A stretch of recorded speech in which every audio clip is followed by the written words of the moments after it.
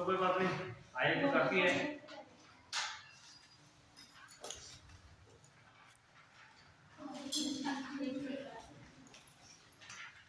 Female वाला हो गया था।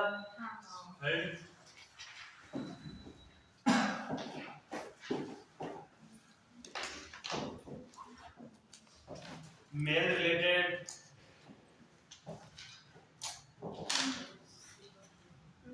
प्रॉब्लम,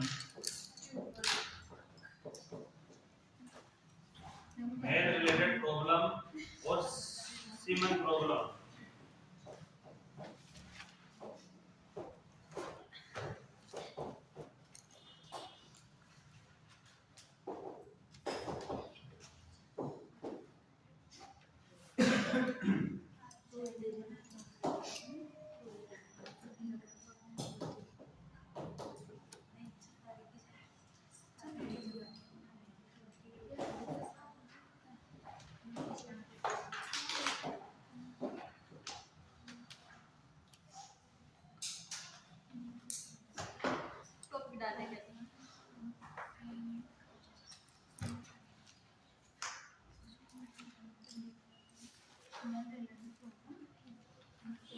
इसमें लिखना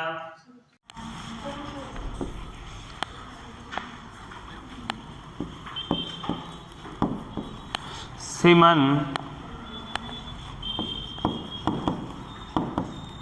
संबंधी अनियमितता की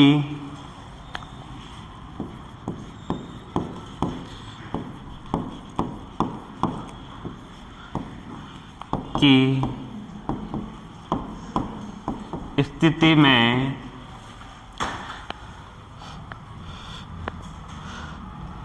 सहायक प्रजनन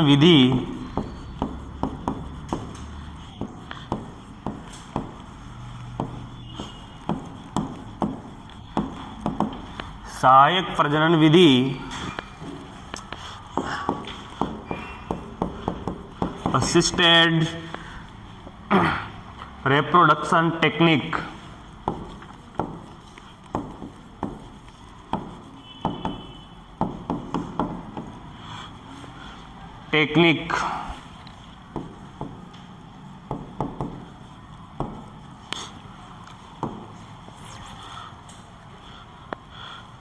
का उपयोग किया जाता है।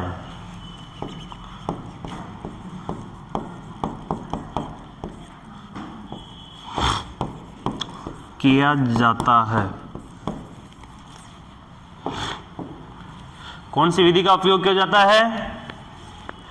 असिस्टेड रिप्रोडक्शन टेक्निक, और हिंदी में क्या बोलते हैं इसको? सहायक प्रजनन विधि। क्या बोलेंगे इसको? सहायक प्रजनन विधि का उपयोग किया जाता है।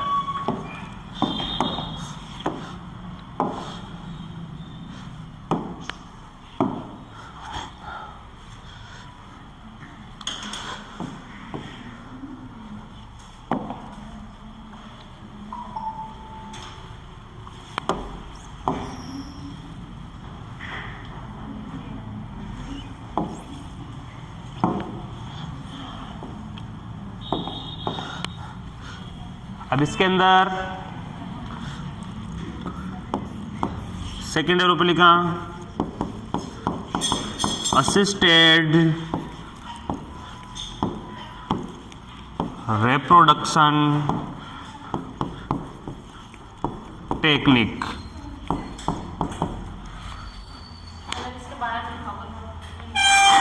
इसके बारे में लिखेंगे कि ये टेक्निक में क्या क्या होता है।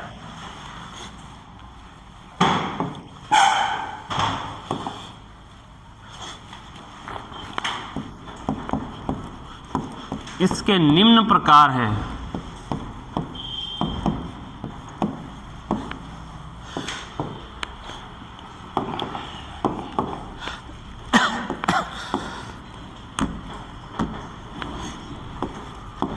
इसका जो फर्स्ट प्रकार है जिसको अपन ए से संबोधित करेंगे यहाँ पे, ए शब्द से इंट्रायूटेराइन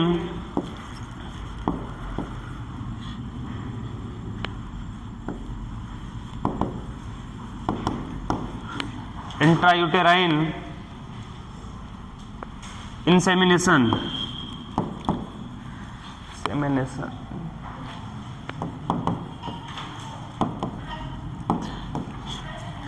इंट्रायूटराइन इंसेमिनेशन, IUI, इसकी शॉर्ट फॉर्म होती है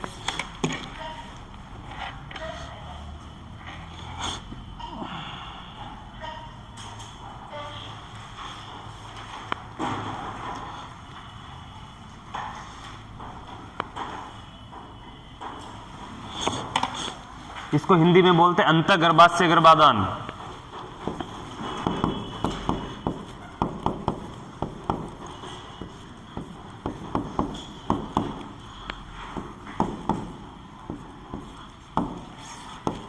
अंतःगर्भाशय गर्भाधान। B, intracytoplasmic sperm injection, intracytoplasmic sperm injection.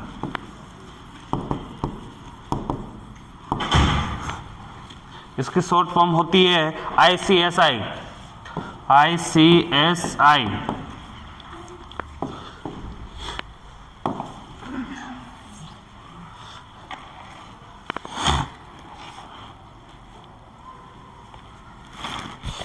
सी है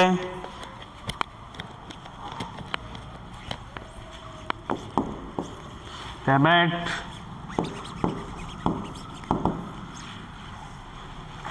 इंट्राफैलोपियन ट्रांसफर।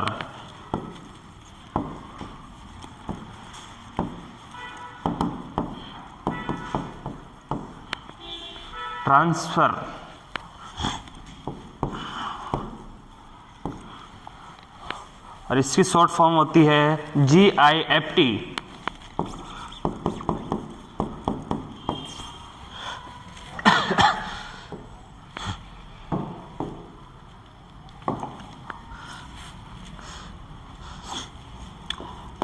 और D है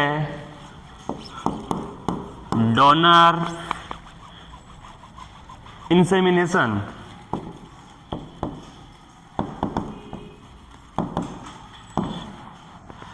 DI।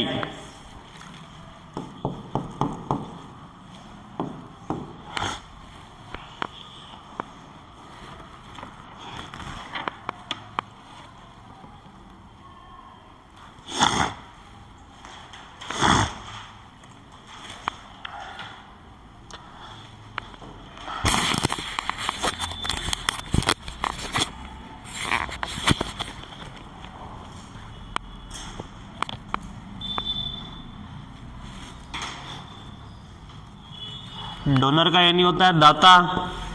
डोनर का मतलब क्या होता है? दाता यानी देने वाला। और इंसेमिनेशन का मतलब होता है गर्भाधान। क्या होता है? गर्भाधान।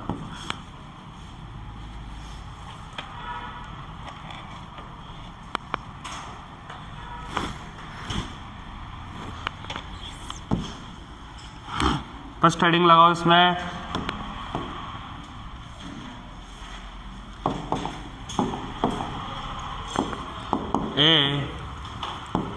Intra uterine insemination.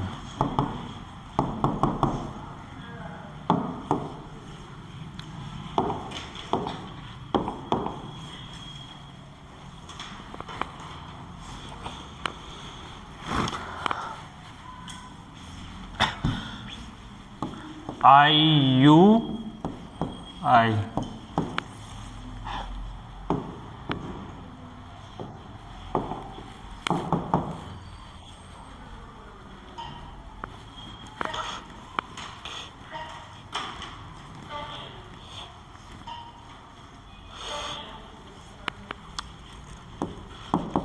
इस विधि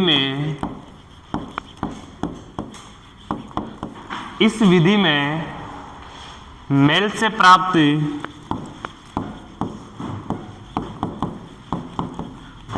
स्पर्म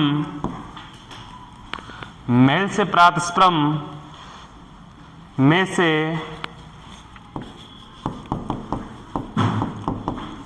से सक्रिय स्पर्म एक्टिव स्पर्म को पृथक किया जाता है, पृथक किया जाता है।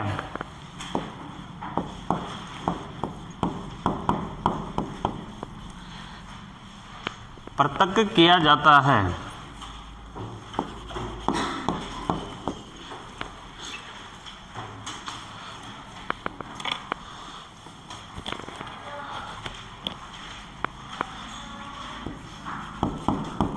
और इन स्पर्म को स्पर्म प्लेट में रखा जाता है।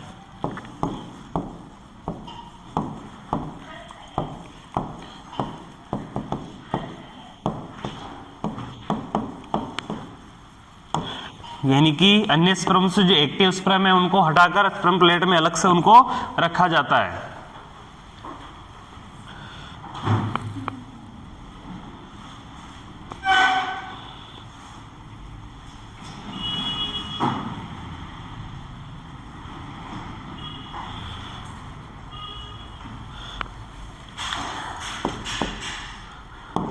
इन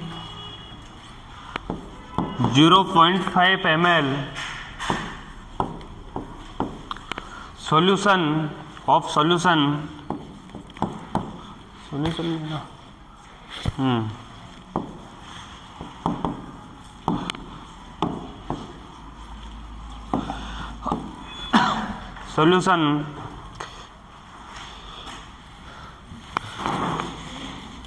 इस स्पर्म प्लेट को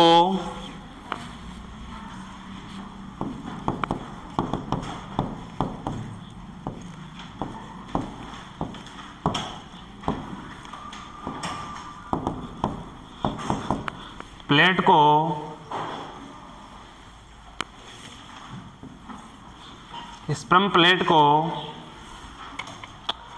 यूटेरस में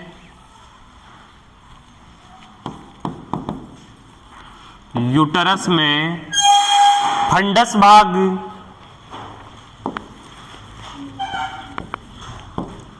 फंडल भाग के समीप ले जाकर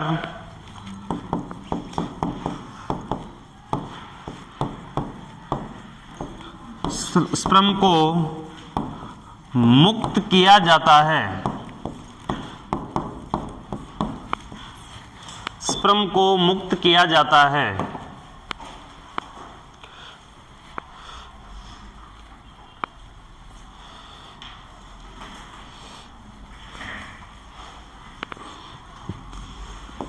ये विधि इंट्रायूटेराइन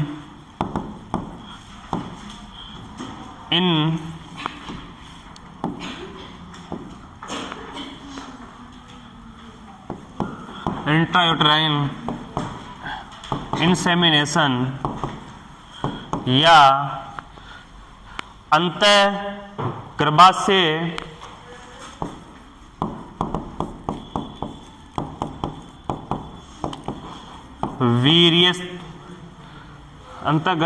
वीर्य स्थानांतरण कहलाता है।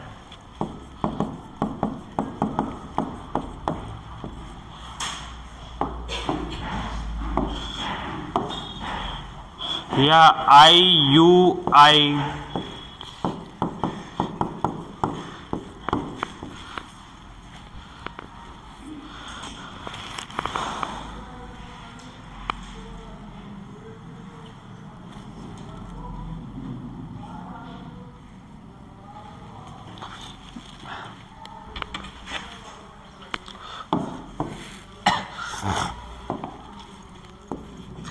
नीचे लिखना इसी में ये विधि इस विधि का उपयोग इसे लिखना इस विधि का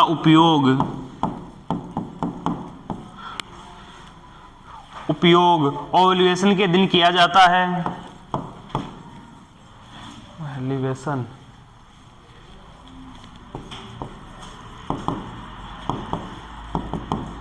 के दिन किया जाता है। इस विधि का उपयोग ओव्यूलेशन के दिन किया जाता है।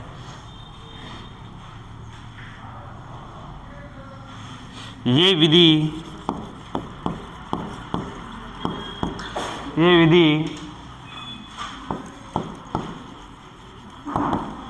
ओव्यूलेशन इंडक्शन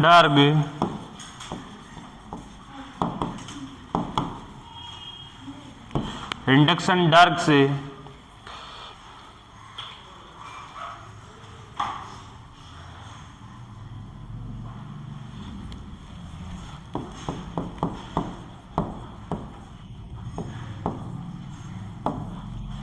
क्लोमिफेन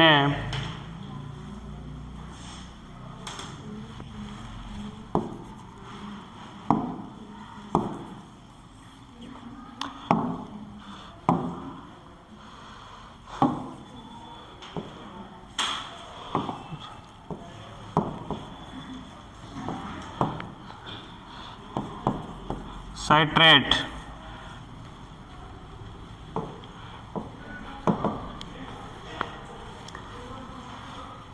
के साथ अधिक प्रभावी होती है।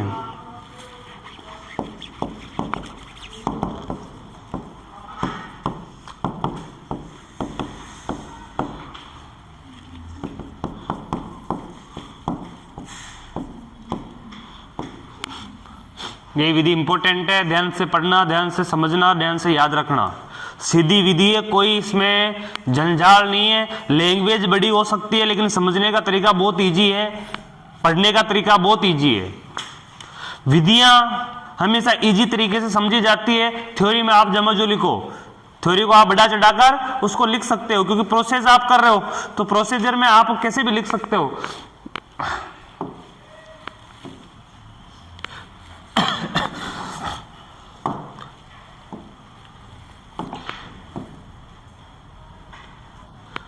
विधि का नाम है अपना इंट्रायूटेराइन, क्या है? Intrauterine insemination. क्या है? इंसेमिनेशन, इंट्रायूटेराइन इंसेमिनेशन विधि कहती है। इसको शॉर्ट फॉर्म क्या है? IUI। आई यानी इंट्रा, यू यानी यूटेराइन और आई यानी इंसेमिनेशन। ठीक है, यहां तक क्लियर है? नाम याद होना चाहिए, शॉर्ट फॉर्म याद होनी चाहिए। इसके अलावा इस विधि में मेल से प्राप्त स्पर्म में से, इस विधि में क्या किया जाता है? जो मेल पर्सन है उसके स्पर्म निकाले जाते हैं। क्या किया जाते हैं? स्पर्म निकाले जाते हैं और उसको एक विधि द्वारा उसमें से एक्टिव स्पर्म को पृथक किया जाता है। क्या किया जाता है? एक्टिव स्पर्म को पृथक किया जाता है। स्पर्म की मात्रा बहुत आती है, गिनने से भी अधिक आती है, मिलियन में आती है। ठीक है, बहुत ज्यादा संख्या में आती है, लेकिन उनमें से जो एक्टिव है, जो फर्टिलाइजेशन करने में सक्षम है, उन स्पर्म को क्या किया जाता है? अलग किया जाता है और स्पर्म को स्पर्म प्लेट में रखा जाता है, यानी कि उनको अलग स्पर्म प्लेट में रखा जाता है। और स्पर्म प्लेट में क्या होता है? 0.5 ml सोल्यूशन होता है। पहले से उस प्लेट में क्या होता है? सोल्यूशन होता है और सोल्यूशन के अंदर उनको रखा जाता है, यानी एक लिक्विड सोल्यूशन है, उचित सॉल्यूशन जो उनके लिए है सीमन जैसा, तो उसमें उसको रखा जाता है, इसलिए वो मर्त नहीं होते हैं। दूसरी कंडीशन है कि इस स्पर्म प्लेट को यूटेरस के फंडस भाग के समीप ले जाकर स्पर्म को मुक्त किया जाता है। इस विधि में स्पर्म को जो यूटेरन कैविटी का ऊपर वाला भाग है, फंडस वाला भाग है, फंडल भाग, वहां जाकर स्पर्म को क्या किया जाता है? मुक्त किया जाता है। अब वहां से मुक्त करेंगे तो डायरेक्ट फैलोपियन ट्यूब है, तो आधे इधर फैलोपियन ट्यूब में जाएंगे, आधे फैलोपियन ट्यूब में जाएंगे। तो यूटेरन कैविटी का तो काम खत्म हो गया, डायरेक्ट अपन ने किस में ट्रांसफर कर दिया? उसका फैलोपियन ट्यूब के पास। तो वो डायरेक्ट कहां पहुंच गए? फैलोपियन ट्यूब में समीप मुक्त किया जाता है। इस विधि को इंट्रायूटेराइन इंसेमिनेशन अथवा गर्भाशय वीर्य स्थानांतरण IUI कहते हैं या कहलाती है। ठीक है, ये विधि क्या कहलाती है?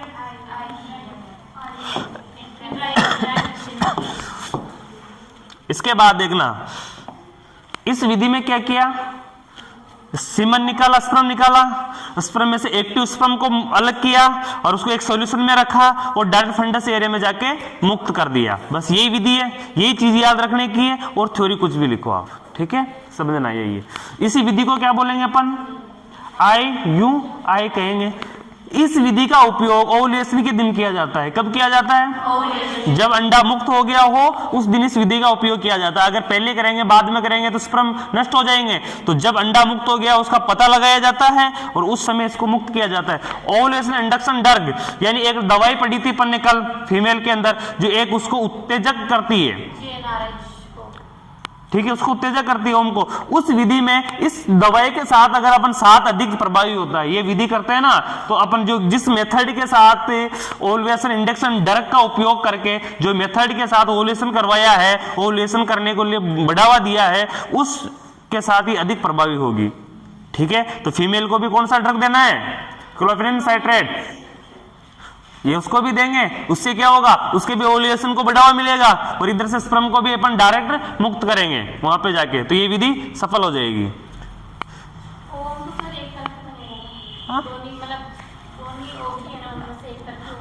ओम तो एक ही तरफ बनता है, लेकिन अपन स्पर्म छोड़ेंगे ना तो उनको एक तरफ के फॉलोपियन ट्यूब को बंद थोड़ी ना करेंगे, वो तो अपने बीच वाले एरिया में छोड़ेंगे, फंडस एरिया में, तो वो दोनों जाएंगे तो दोनों तरफ। वो तो एक्टिव, एक तो स्पर्म नहीं है कि एक स्पर्म में तो डायरेक्ट वहीं जाए, स्पर्म की संख्या तो ज्यादा लेंगे एक्टिव व्यक्ति की, और अपन तो उनको यूट्राइन कैविटी के ऊपर वाले हिस्से में छोड़ रहे हैं, तो वो तो गति तो दोनों तरफ ही करेंगे ना, दोनों फॉलोपियन ट्यूब में। काम तो एक में आना है, काम तो एक में आएगा, लेकिन गति तो दोनों तरफ करेंगे।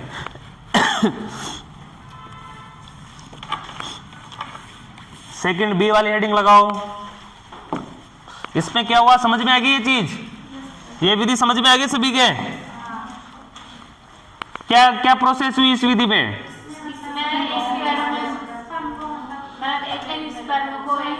मेल स्पर्म में से एक्टिव स्पर्म को छांटा है, उनको सॉल्यूशन में अलग रखा है जिनको स्पर्म प्लेट बोला गया है, ठीक है, और इसको डायरेक्ट कहां मुक्त किया गया है, यूट्रस के फंडस एरिया में मुक्त किया गया है, ठीक है, यहां तक कंप्लीट। सेकंड लिखना, intracytoplasmic sperm injection.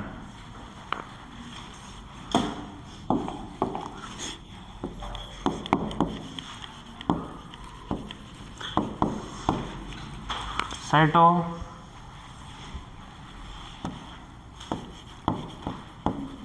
Plasmic sperm injection, और इसकी शॉर्ट फॉर्म क्या है, ICSI, ICSI।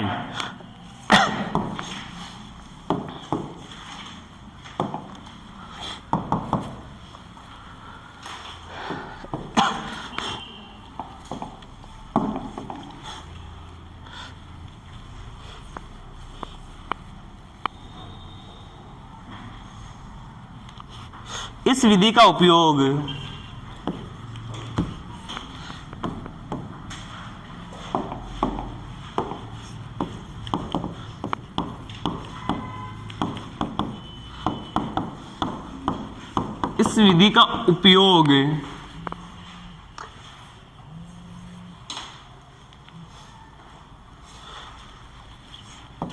सीवियर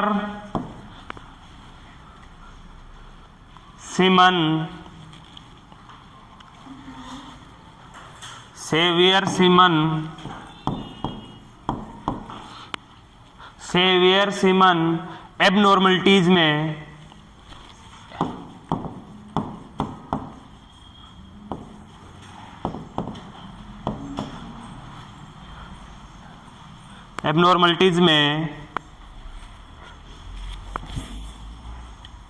किस स्थिति में किया जाता है,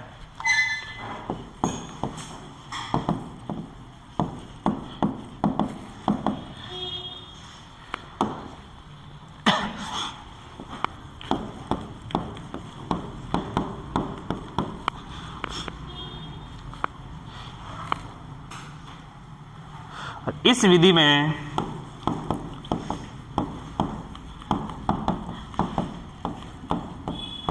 ओवम में स्पर्म का इंजेक्शन किया जाता है।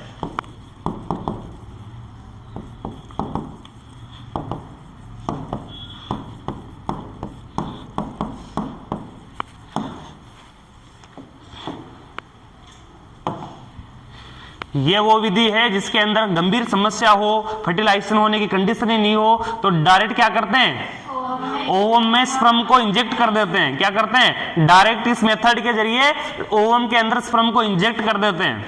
ठीक है, सीधी सी विधि है, ज्यादा लैंग्वेज नहीं है, ये इसकी मेन लैंग्वेज है।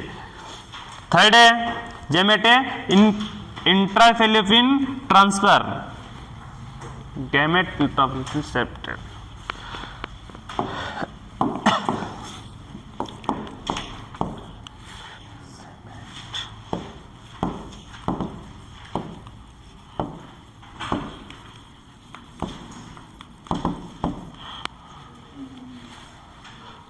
ट्रांसफर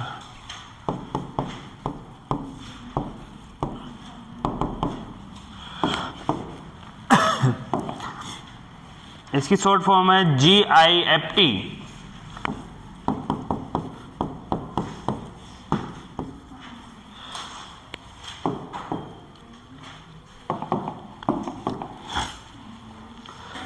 GIFT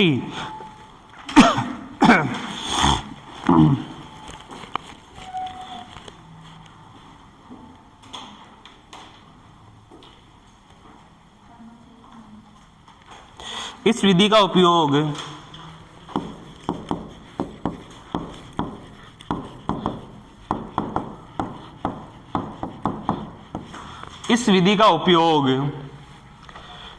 सर्वाइकल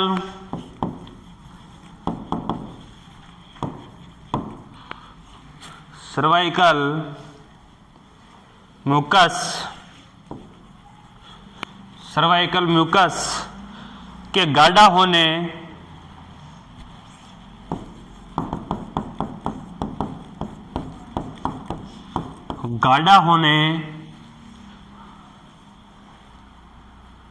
एवं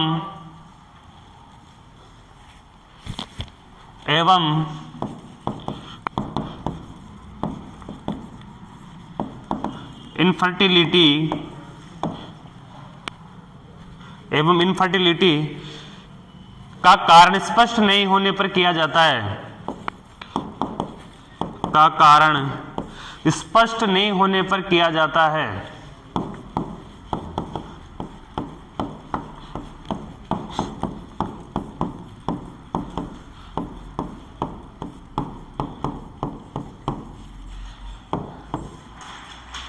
स्पष्ट नहीं होने पर किया जाता है।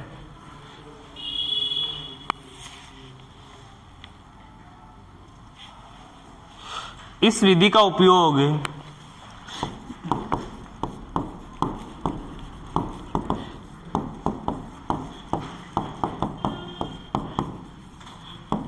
ट्यूबल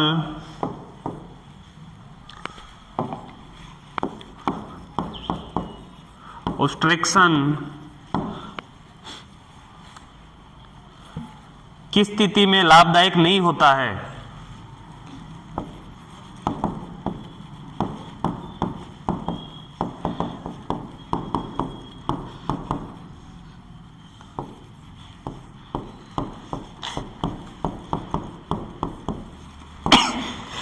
ये विधि कब लाभदायक नहीं है,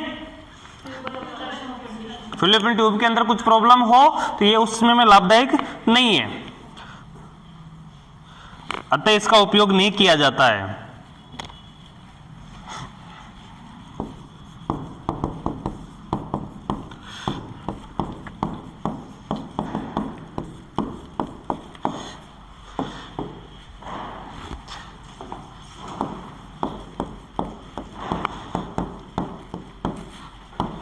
नहीं किया जाता है।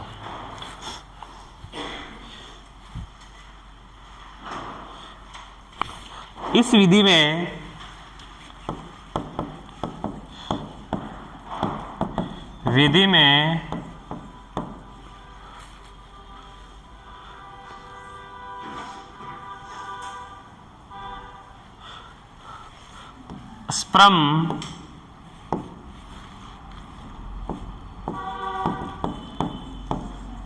स्पर्म एवं ओवम दोनों को फैलोपियन ट्यूब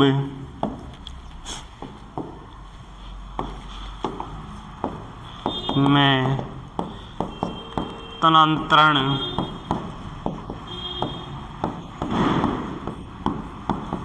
किया जाता है।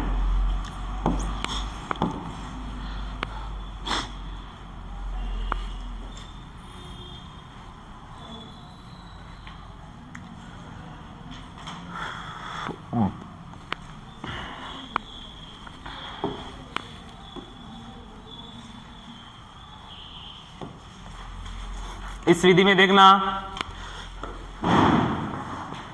इस विधि का उपयोग सर्वाइकल म्यूकस को गाढ़ा होने पर इनफर्टिलिटी का कारण स्पष्ट नहीं होने पर किया जाता है। यानी इनफर्टिलिटी का क्या कारण है ये स्पष्ट नहीं है तब इस विधि का उपयोग किया जाता है। और इस विधि का उपयोग ट्यूबल ऑब्स्ट्रक्शन की स्थिति में लाभदायक नहीं होता है। कौन सी कंडीशन में? यानी ट्यूबल ऑब्स्ट्रक्शन का मतलब क्या होगा? फैलोपियन ट्यूब में किसी प्रकार का अवरुद्ध होना या किसी प्रकार का डिफेक्ट होना, उसमें ये लाभदायक नहीं, अतः इसका उपयोग नहीं किया जाता। इस ट्यूबल ऑब्स्ट्रक्शन में इसका उपयोग नहीं किया जाता है। इस विधि में स्पर्म एवं ओम दोनों को फैलोपियन ट्यूब में स्थानांतरित किया जाता है। अब ये विधि क्या काम करती है? ओम और स्पर्म दोनों को क्या कर रही है? एक साथ फैलोपियन ट्यूब में स्थानांतरित कर रही है, एक साथ मिलाने की कोशिश कर रही है। अब जब फैलोपियन ट्यूब ही ऑब्स्ट्रक्शन होगा, ट्यूबल ही ऑब्स्ट्रक्शन होगा, तो उस कंडीशन में नहीं हो पाएगा अवरुद्ध, क्योंकि दोनों इसमें फैलोपियन में मुक्त कर रही है। तो इस विधि में क्या हो रहा है कि ये क्या काम कर रही है? म्यूकस गाढ़ा होने या इनफर्टिलिटी का स्पष्ट नहीं होने के कारण इसका उपयोग किया जाता है। दूसरी विधि क्या है कि ये ट्यूबल ऑब्स्ट्रक्शन में लाभदायक नहीं होती है, इसका उपयोग इसमें नहीं किया जाता है। इसका मेन काम क्या है इस विधि का? स्पर्म ओम दोनों को फैलोपियन ट्यूब में मुक्त करना। क्या काम है इसका? स्पर्म एवं ओम को फैलोपियन ट्यूब में मुक्त करना, इसका मेन काम है। अब लास्ट वाला लिखना डी।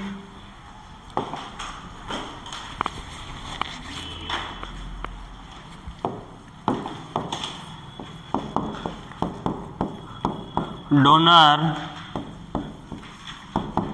इंसेमिनेशन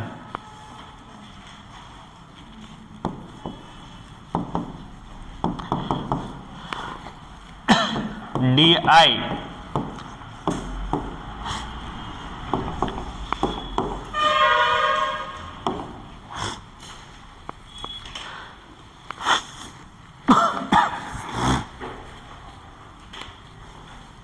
डोनर इंसेमिनेशन, इसमें लिखना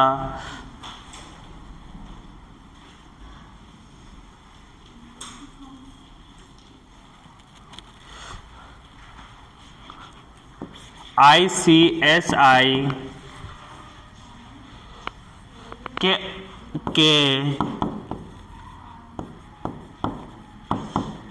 असफल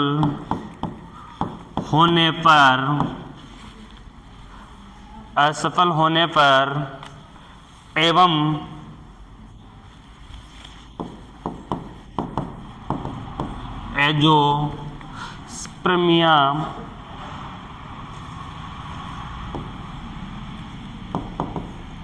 एंजियोस्पर्मिया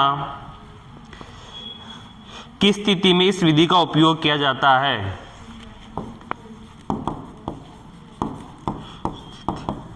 में इस विधि का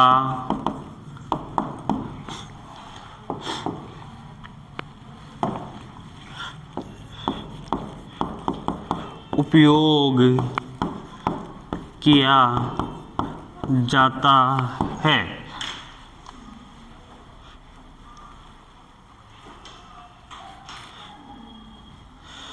इस विधि में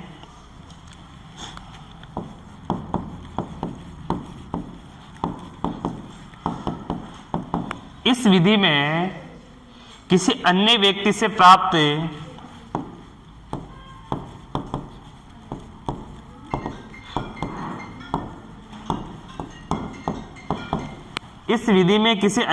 से प्राप्त स्पर्म को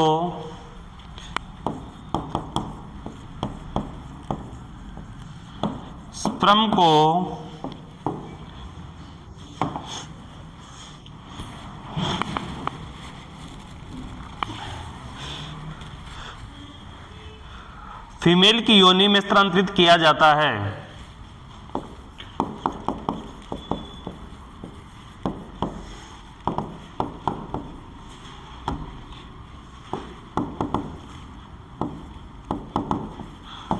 वेजाइना में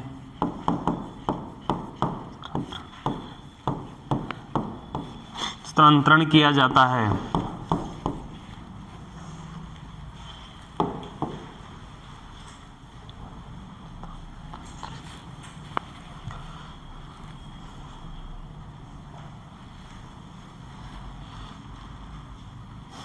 स्थानांतरित गलती हो गई है क्या?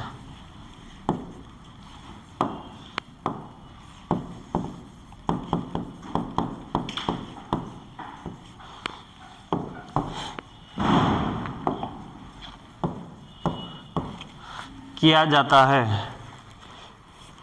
डोनर से प्राप्त शुक्राणु के डोनर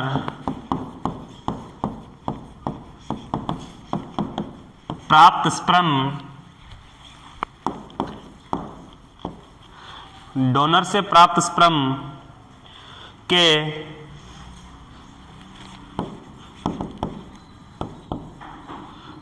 इंसेमिनेशन से पूर्व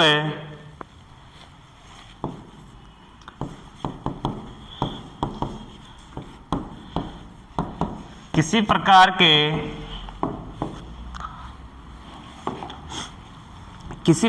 के जेनेटिक डिजीज की जांच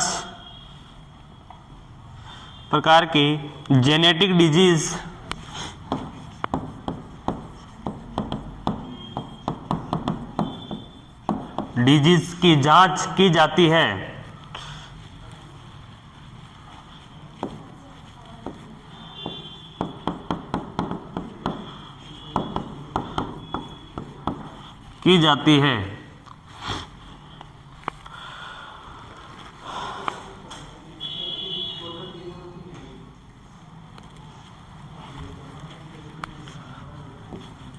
एवं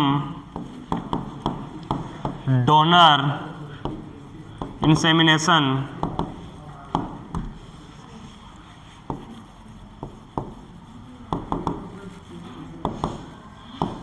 में एसटीडी की जांच आवश्यक की जाती है।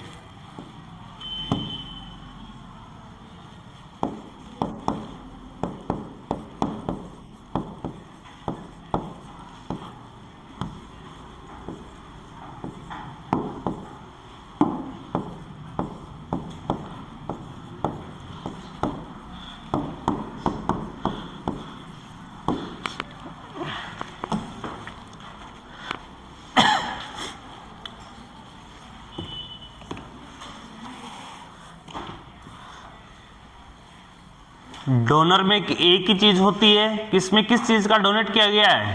स्पर्म का। इसमें क्या किया गया है? स्पर्म का।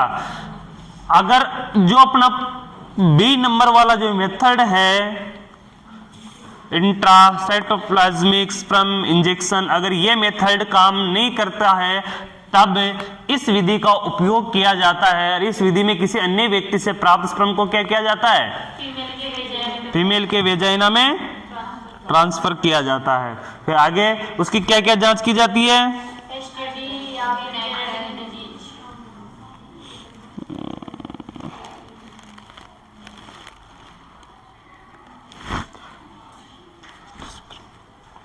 इसमें एक शब्द आया है जोस्पर्मिया। जानते इसके बारे में? नहीं जानते तो इसका नोट लगा के लिखना।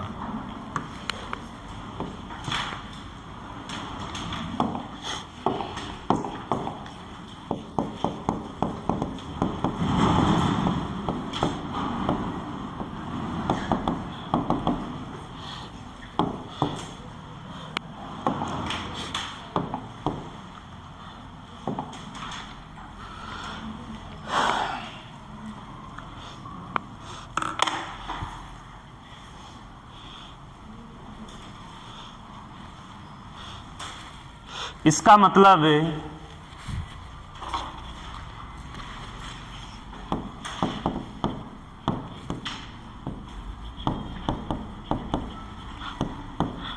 ये होता है कि मेल सीमन में स्पर्म की संख्या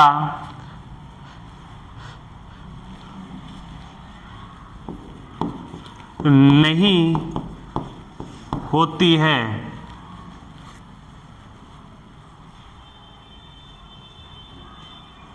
ना संख्या न होना कर लो आप तो, न होना। का मतलब क्या है कि मेल सीमन के अंदर किसकी मात्रा नहीं है? स्पर्म की मात्रा नहीं है, बिल्कुल भी स्पर्म नहीं है। जिसमें पुरुष बांझपन होता है, इसमें क्या होता है? मेल फर्टिलिटी होता है। इसमें पुरुष बांझपन की स्थिति होती है।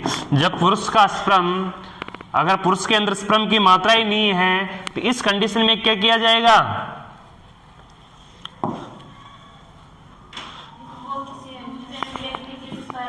यानी अन्य व्यक्ति का स्पर्म लेंगे और वेजाइना में क्या करवा देंगे? ट्रांसफर करवा देंगे।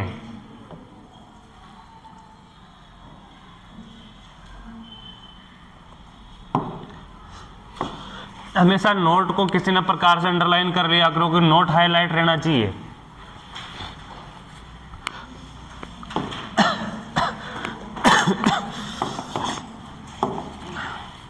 तो डोनर भी हो गया, थर्ड मेथड हो गया, male related problem, semen problem दोनों ही सोल्व हो गई। दोनों की स्थिति देख ली। तो कितने प्रकार देखा अपन ने?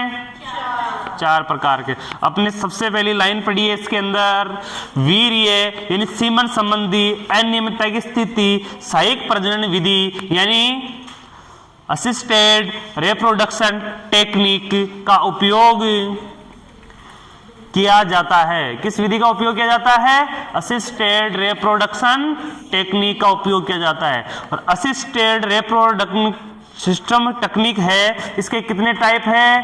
4 टाइप है। इसका जो पहला टाइप है वो है IUI, intra uterine insemination. Second था वो है ICSI, intra cytoplasmic sperm injection. क्या है? Intra cytoplasmic sperm injection. फिर थर्ड जो था सी पे GIFT, इसका क्या है? गैमेटो इंट्रा फैलोपियन ट्रांसफर। ठीक है। लास्ट था डोनर इंसेमिनेशन। क्या है? Donor insemination. फर्स्ट वाला था जिसका नाम क्या है? इंट्रायूटेराइन स्पर्मेशन। इसमें क्या किया गया? इसमें एक ही चीज की गई है, ध्यान से सुन लेना। इस विधि में एक ही काम किया गया है। वो काम था कि स्पर्म को निकाला गया, उसमें से एक्टिव स्पर्म को छांटा गया और यूटेरस के फंडस एरिया में छोड़ा गया। और ये विधि ओव्यूलेशन के समय की गई, उस दिन की गई। और ये ओव्यूलेशन को बढ़ावा देने वाली मेडिसिन की उपस्थिति में अच्छा काम करती है। यानी ओव्यूलेशन इंडक्शन ड्रग की स्थिति में अच्छा काम करती है। ठीक है, ये यहां किया गया। सेकंड था, सेकंड के अंदर ये उस सेवियर विधियों में यानी गंभीर कारणों में इसका उपयोग किया जाता है। और इसके अंदर क्या किया जाता है? ओवम में डायरेक्ट स्पर्म को क्या किया जाता है? इंजेक्ट किया जाता है। सेकंड मेथड में क्या था? सेकंड मेथड की शॉर्ट फॉर्म क्या होती है? ICSI, intra cytoplasmic sperm injection. याद है सभी को? समझ में आ गया? इसमें क्या किया जाता है? कुछ भी नहीं किया गया। इस विधि सेवियर कंडीशन में की जाती है, यानी कि ऐसी कंडीशन जिसमें फर्टिलाइजेशन होना असंभव हो जाता है, तब उस कंडीशन में क्या किया जाता है? ओम में डायरेक्ट स्पर्म को क्या किया जाता है? इंजेक्ट किया जाता है। इधर वाले के समझ में आ रहा है? अरे आ रहा है? मुझे नहीं लगता कि आ रहा है। एक्टिव रहो आप। ये इधर वाले बोल रहे हैं से आप भी बोलो, ये बीच में गैप क्यों कर रखा आप लोगों ने हैं? साथ में बोलना है। थर्ड जो कंडीशन है उसका क्या नाम है? इसके अंदर क्या किया जाता है? ये वो कंडीशन है, इस कंडीशन में देखना, ये वो कंडीशन है जो सर्वाइकल म्यूकस को गाढ़ा होने से इनफर्टिलिटी का कारण स्पष्ट न होने पर इस मेथड का उपयोग किया जाता है। इनफर्टिलिटी का स्पष्ट कोई कारण पता नहीं है तो इस विधि का उपयोग किया जाता है। और ये विधि ट्यूबल ऑब्स्ट्रक्शन में उपयोग नहीं होती है। किसमें उपयोग नहीं होती है? थर्ड वाले का इंपॉर्टेंट है। कौन सी ऐसी विधि है जिसके अंदर ट्यूबल ऑब्स्ट्रक्शन में उपयोग नहीं की जाती? तो कौन सी है वो? कौन सी है? GIFI। ठीक है, इसका काम क्या है? ये विधि क्या काम करती है? ये फैलोपियन ट्यूब के अंदर दोनों को एक साथ मुक्त करती है। क्या करती है? दोनों को एक साथ मुक्त करती है। ओम और स्पर्म को दोनों को एक साथ मुक्त करती है। इसके अलावा लास्ट अपन ने पढ़ा, साथ क्या था? Donor insemination. अब डोनर यानी दाता, डोनर यानी दाता। ये उस कंडीशन में किया जाती है कि एक जोड़ा है, एक दंपति परिवार है। क्या है? एक दंपति है जिसके अंदर मेल के अंदर इनफर्टिलिटी है लेकिन फीमेल के अंदर क्या नहीं है? इनफर्टिलिटी नहीं है। यानी फीमेल बिल्कुल सेफ है, सुरक्षित है, वो आराम से बच्चे को जन्म दे सकती है। लेकिन कमी किसमें? मेल पर्सन में है। तो मेल पर्सन के अंदर स्पर्म ही नहीं है, तो स्पर्म की मात्रा बिल्कुल ही नहीं है, तो फीमेल प्रेग्नेंट नहीं हो सकती। ओनली सीमन है तो स्पर्म नहीं है। ठीक है, टेस्टिस यानी पूर्ण रूप से काम नहीं कर रहे, परिपक्व नहीं हो पा रहा, तो उस कंडीशन में किसी अन्य व्यक्ति का स्पर्म लिया जाता है और स्पर्म को कहां छोड़ा जाता है? वेजाइना में या छोड़ा जाता है, और वेजाइना में छोड़कर उससे वो क्या हो जाती है? प्रेग्नेंट हो जाती है। इसी को क्या बोलेंगे अपन? इंसेमिनेशन। ठीक है, अब इसमें कौन कौन सी जांचें की जाती है? सबसे पहले तो जिसका स्पर्म ले रहे हैं उसकी जेनेटिक जांच की जाती है कि इसके जिन्स में कोई प्रॉब्लम, डिजीज तो नहीं है, जेनेटिक डिजीज तो नहीं है, या उसकी जो एसटीडी रोग तो नहीं है। जिसका आप स्पर्म ले रहे हो उसमें किसी प्रकार का एसटीडी रोग तो नहीं है। इस चीज की जांच की जाती है।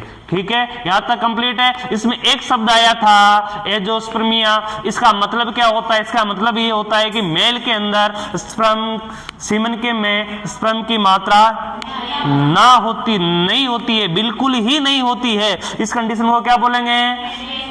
और ये मेल इनफर्टिलिटी होती है। ये क्या होती है? मेल इनफर्टिलिटी होती है। यहां तक कंप्लीट था, सबके समझ में आ गया? आगे कंटिन्यू करते हैं। फोर्थ पॉइंट, सबसे पहला पॉइंट कौन सा लिखा अपन ने?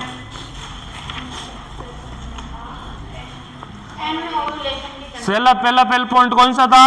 अनओवुलेशन, जिसमें ओवुलेशन नहीं हो रहा था। फिर सेकंड वाला पढ़ा अपन ने ट्यूबल ऑब्स्ट्रक्शन, यानी ट्यूबल की प्रॉब्लम है। थर्ड वाला पढ़ा अपन ने मेल रिलेटेड प्रॉब्लम या सीमन प्रॉब्लम। अब फोर्थ लिखना IVF।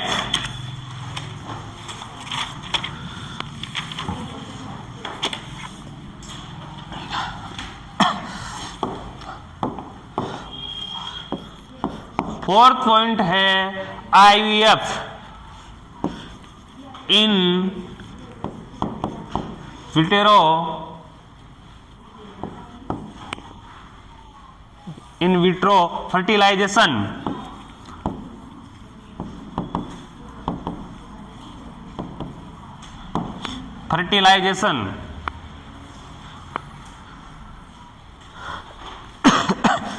इसकी शॉर्ट फॉर्म होती है IVF।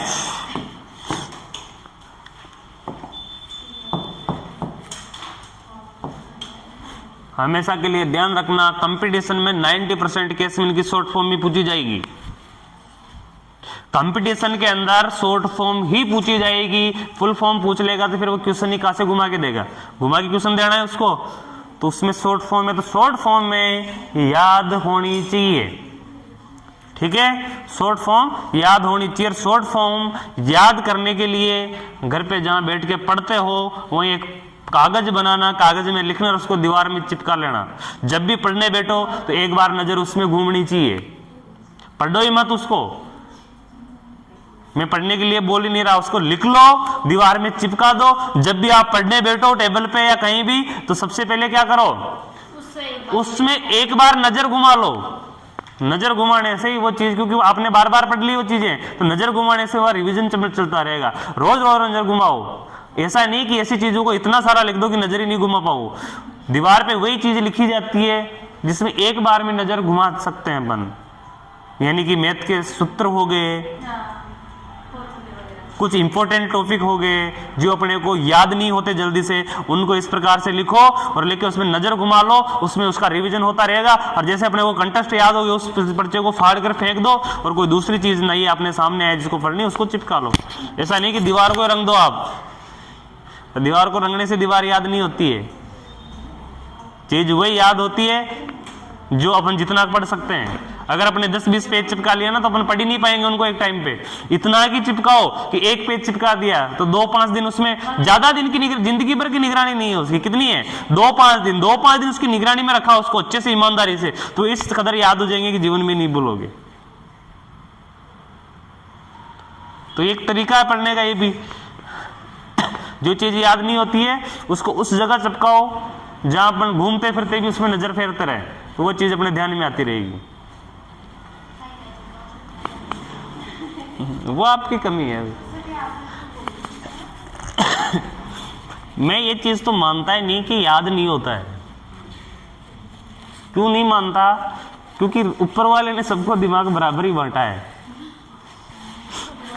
उसने सभी को, फीमेल को 250 ग्राम के आसपास दिया है, मेल को थोड़ा ज्यादा बड़ा दे दिया है। फर्क वही है, कोई ज्यादा विशेष फर्क नहीं है। हर्ट का ब्रेन में कोई ज्यादा फर्क नहीं पड़ता है, लेकिन सेम है नहीं होता है।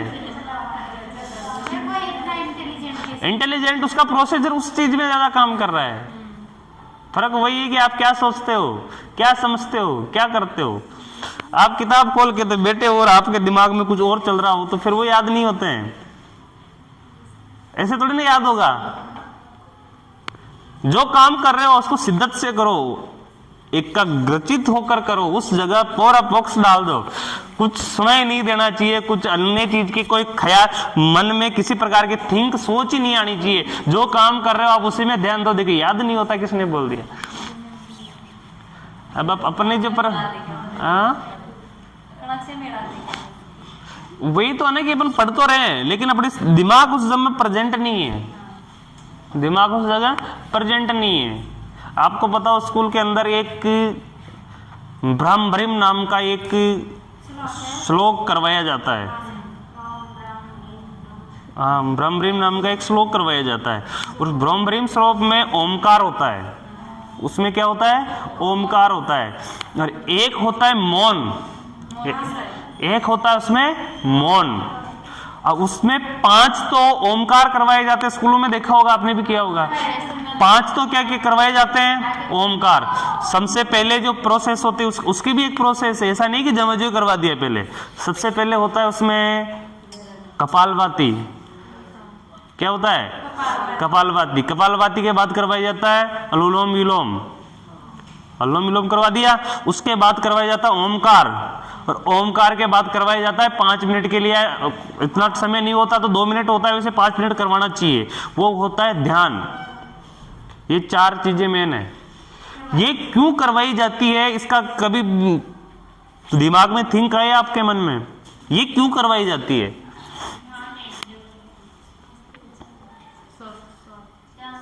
ये चीजें क्यों करवाई जाती है? ये इसलिए करवाई जाती है, एक ध्यान देना, जब अपन कपालभाति करते हैं तो अपन क्या करते हैं? उसमें झटके से श्वास छोड़ते हैं। कैसे छोड़ते हैं? नाक से श्वास छोड़ते हैं, जिसमें पेट अंदर जाता है। पेट अंदर की साइड जाता है, ठीक है। नाक से प्रेशर से हवा निकाली जाती है। इसको बोलते हैं कपालभाति। ये क्यों करवाया जाता है? इसको करने से अपना बॉडी सर्कुलेशन है, रेस्पिरेशन सिस्टम के साथ साथ जो ब्लड सर्कुलेशन सिस्टम है, ये क्या होता है? एक्टिव होता है। दूसरा डाइजेस्टिव सिस्टम भी एक्टिव होता है, क्योंकि डाइजेस्ट का काम भी करता है। तो एक तो ये करवाया, बॉडी एक्टिव हो गई। उसमें क्या क्या एक्टिव हो गई? रेस्पिरेशन एक्टिव हो गया, इसके साथ साथ डाइजेस्टिव सिस्टम भी एक्टिव हो गया और ब्लड सर्कुलेशन सिस्टम भी एक्टिव हो गया। तो पहला काम तो ये करवाया, मिनट 2 मिनट के लिए जितना समय मिला करवा दिया। दूसरा काम कि ब्रेन को ऑक्सीजन देना है अधिक मात्रा में। क्या देना है? ब्रेन को डिटॉक्स करना है। क्या करना है? ब्रेन को डिटॉक्स करना है। डिटॉक्स करने के लिए अपने को ऑक्सीजन की ज्यादा जरूरत होती है, तो ज्यादा मात्रा में उसको ऑक्सीजन देना है, तो उसके लिए फिर सेकंड लेवल पे क्या करवाया जाएगा? अनुलोम विलोम।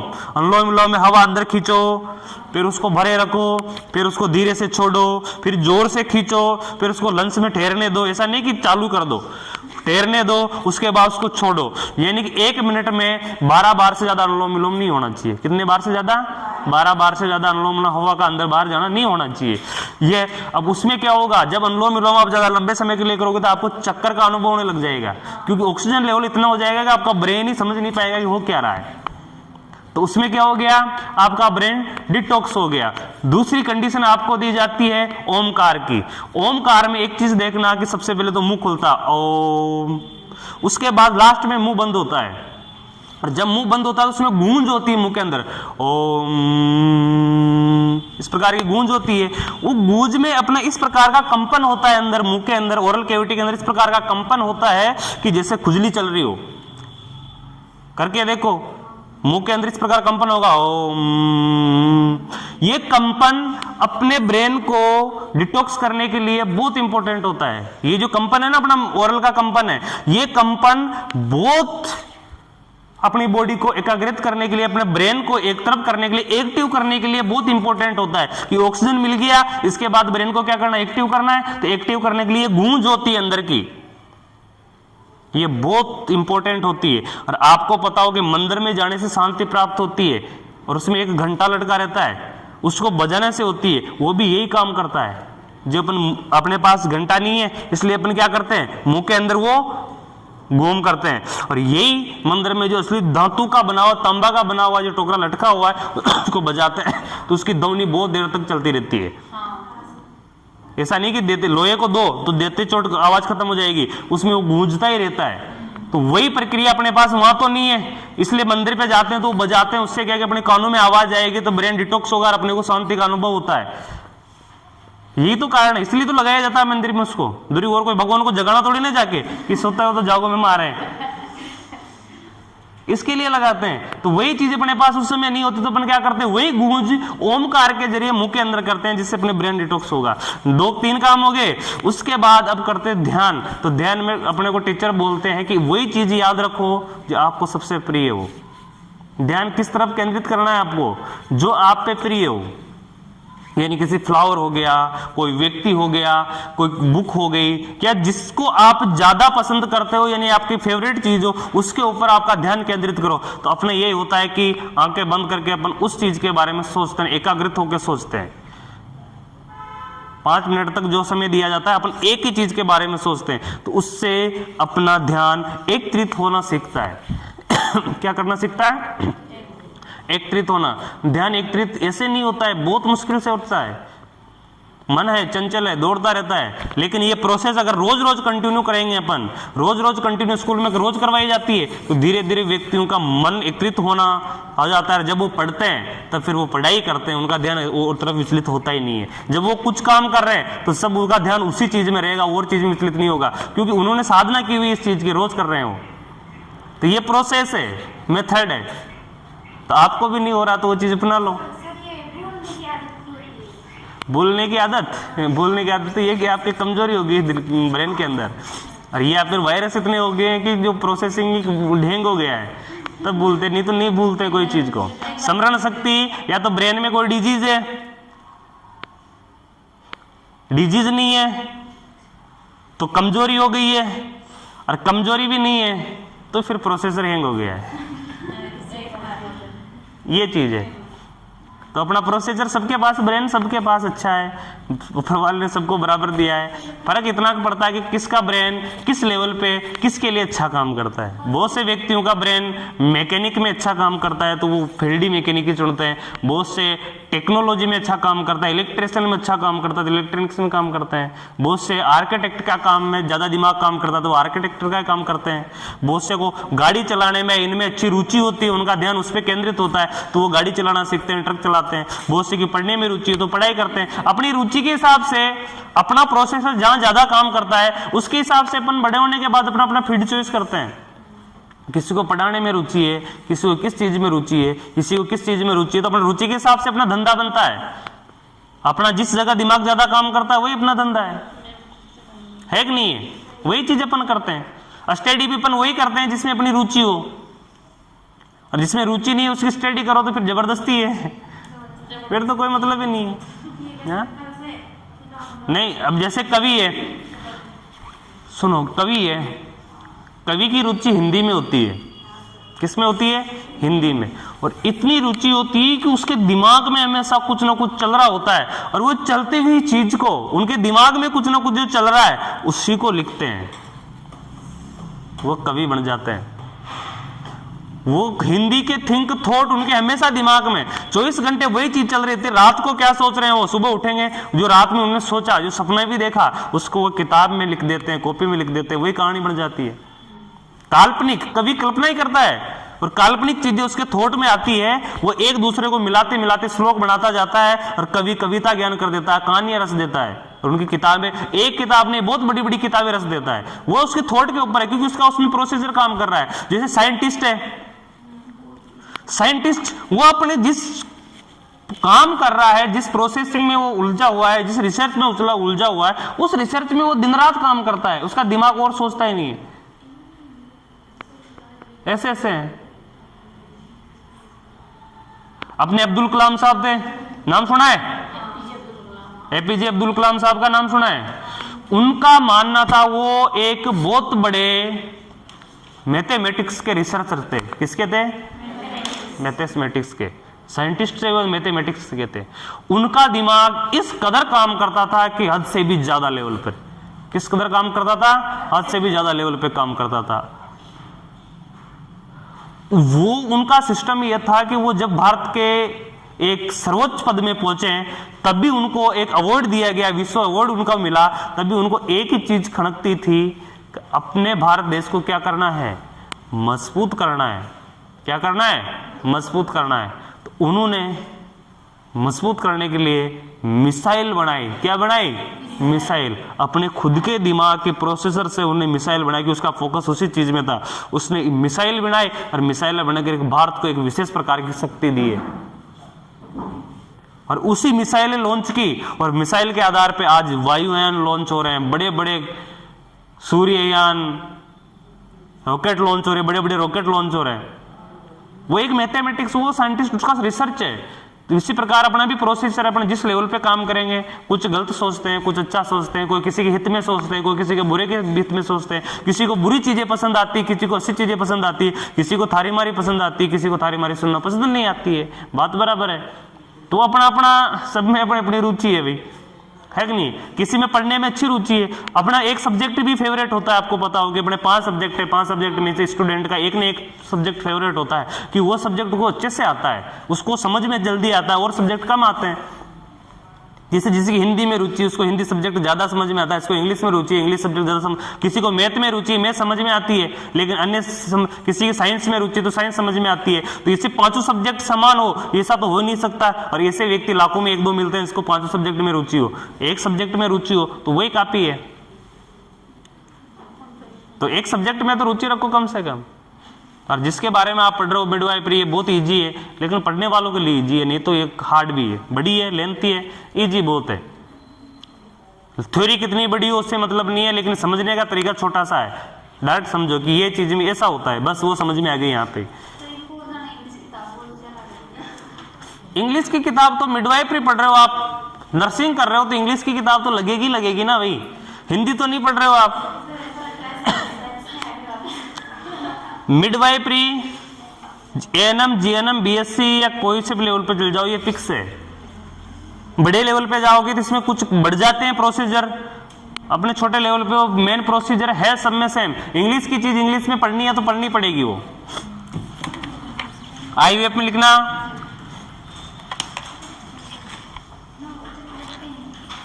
ये विधि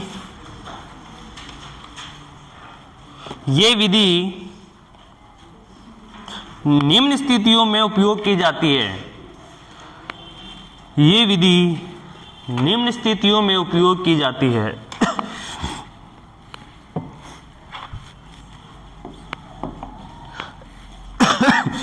निम्न स्थितियों में उपयोग की जाती है, तो इसकी स्पष्ट लिखना।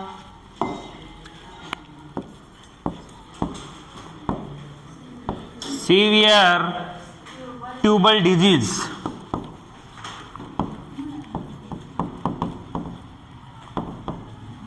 Severe tubal disease. Second, severe, severe का मतलब क्या होता है? गंभीर। Severe इंडोमेट्राइसिस,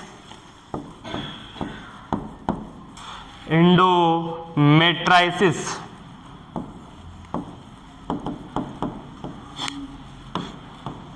severe endometriosis. थर्ड है मेल प्रॉब्लम,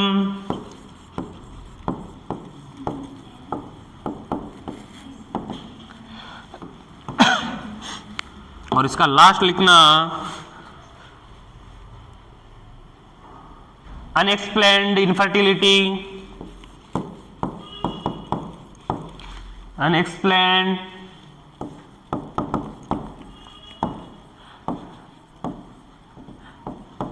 इनफर्टिलिटी।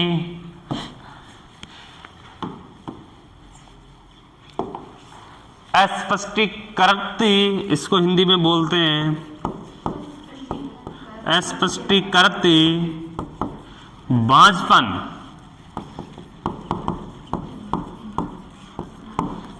तो इसके भी कितने पार्ट है, कितने प्रकार है?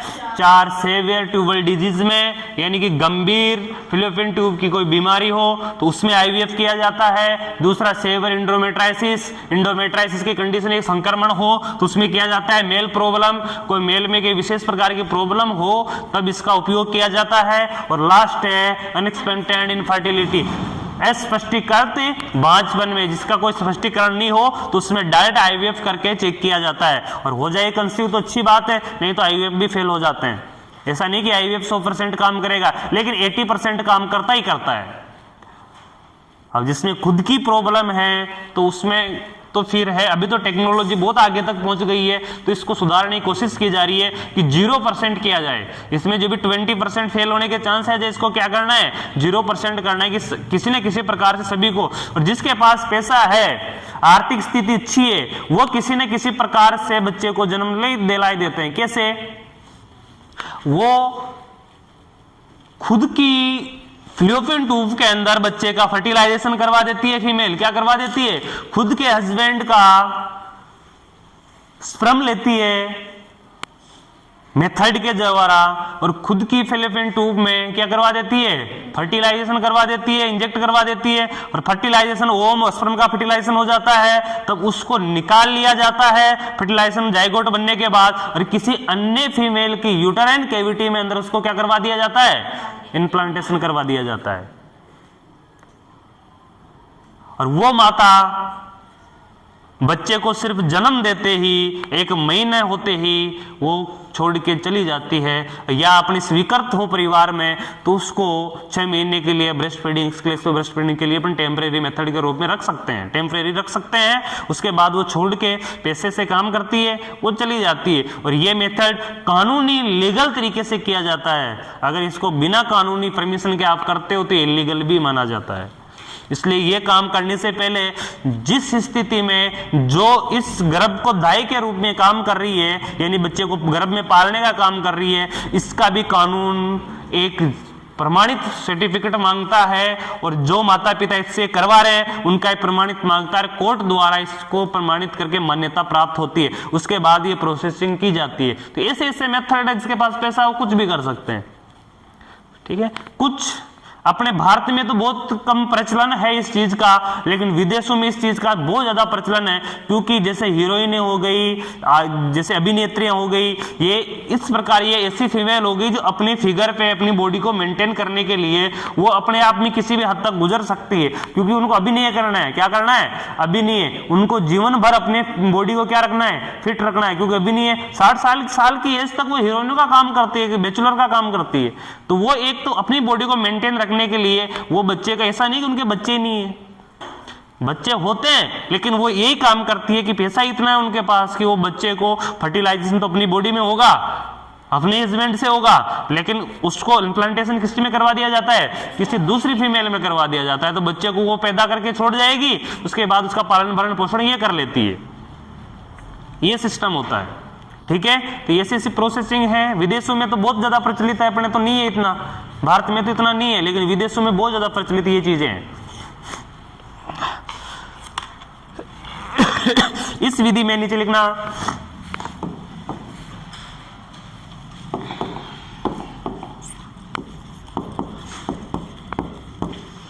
इस विधि में अल्ट्रासोनोग्राफी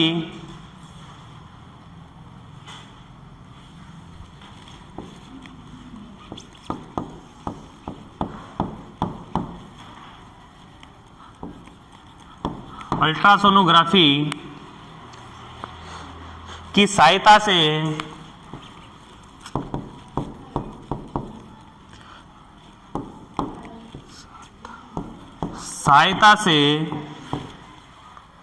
इस विधि में अल्ट्रासोनोग्राफी की सहायता से ट्रांसवेजाइनल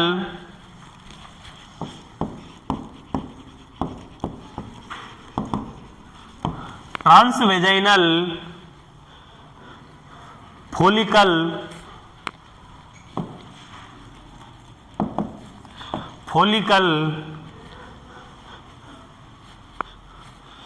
एस्पायरेशन किया जाता है।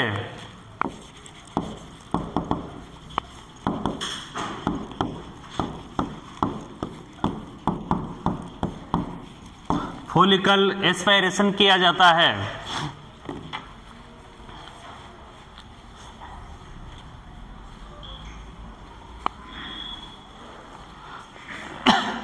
इस विधि में किसकी सहायता से? अल्ट्रासोनोग्राफी की सहायता से। इसमें डिजिटल अल्ट्रासोनोग्राफी होती है। क्या होती है? आईवीएफ करने से पहले डिजिटल अल्ट्रासोनोग्राफी होती है। कौन सी होती है? Digital ultrasonography. और डिजिटल अल्ट्रासोनोग्राफी में क्या होता है कि जो ओवम कहाँ स्थित है उस स्थिति को भी उस पैनल पे दिखाया जाता है, और उसके आधार पे ट्रांसवेजाइनल फॉलिकल्स को एस्पायरेशन किया जाता है, उसमें प्रत्यारोपित किया जाता है फॉलिकल सिस्टम को। ठीक है, आगे इसमें लिखना,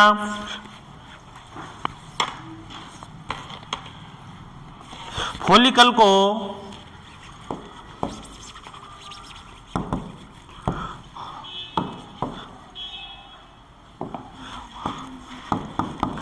को कल्चर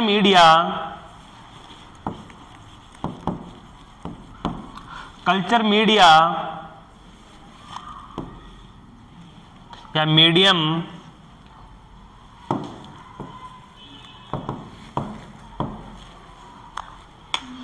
संवर्धन माध्यम, हिंदी में लिखते हैं इसको धन माध्यम में रखा जाता है।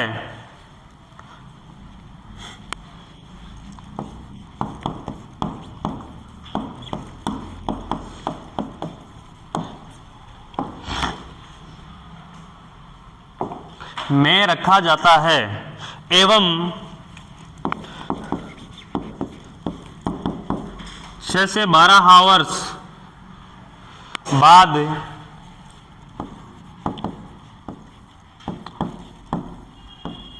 स्पर्म के संपर्क में लाया जाता है।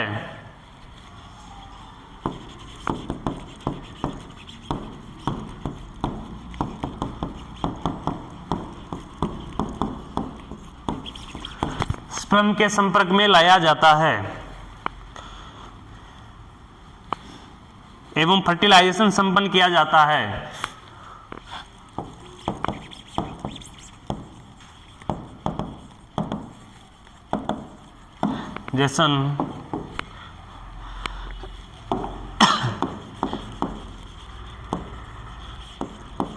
संपन्न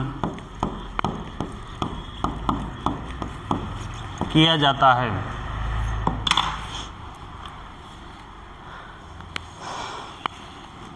अगला लिखना, फर्टिलाइजेशन के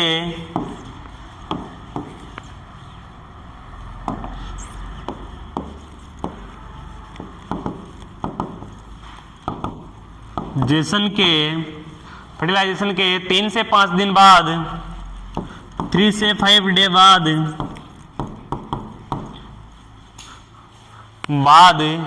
यूटरस में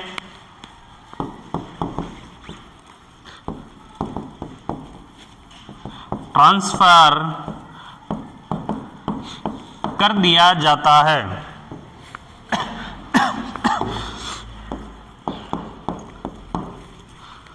ट्रांसफर कर दिया जाता है।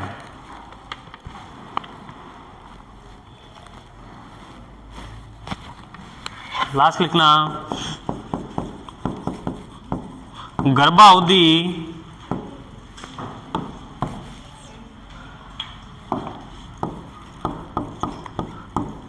पूर्ण होने पर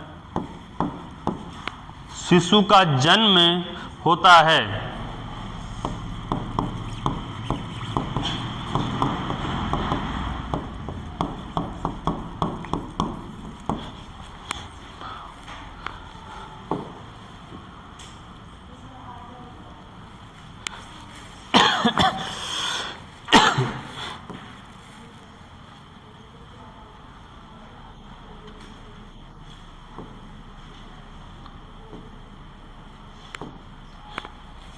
अब चौथा पॉइंट अपना, सबसे पहले ध्यान दे लेना, इसका नाम क्या है?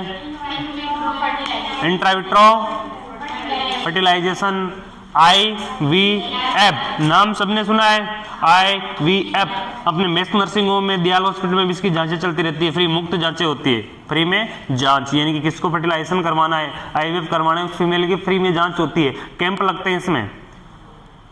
कभी अखबार में भी देखा होगा आपने, अखबार में वो पेपर प्लेंट आता है, जैसे देखे होंगे, तो अपने मेस नर्सिंग होम में भी लगता है कई बार, और कई बार दयाल हॉस्पिटल में भी लगता है। IVF की डॉक्टरें आती है और वो फीमेल को चेक करती है कि IVF करने के लायक है या नहीं है, या अन्य कारण है, वो चेक करती है। जिसको बच्चे नहीं होते उनको, तो इससे कौन कौन सी कंडीशन में किया जाते हैं? तो सबसे पहले सीवियर ट्यूबल डिजीज में, और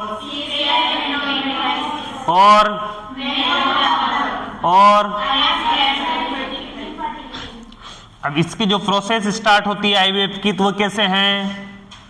पहली लाइन पढ़ना,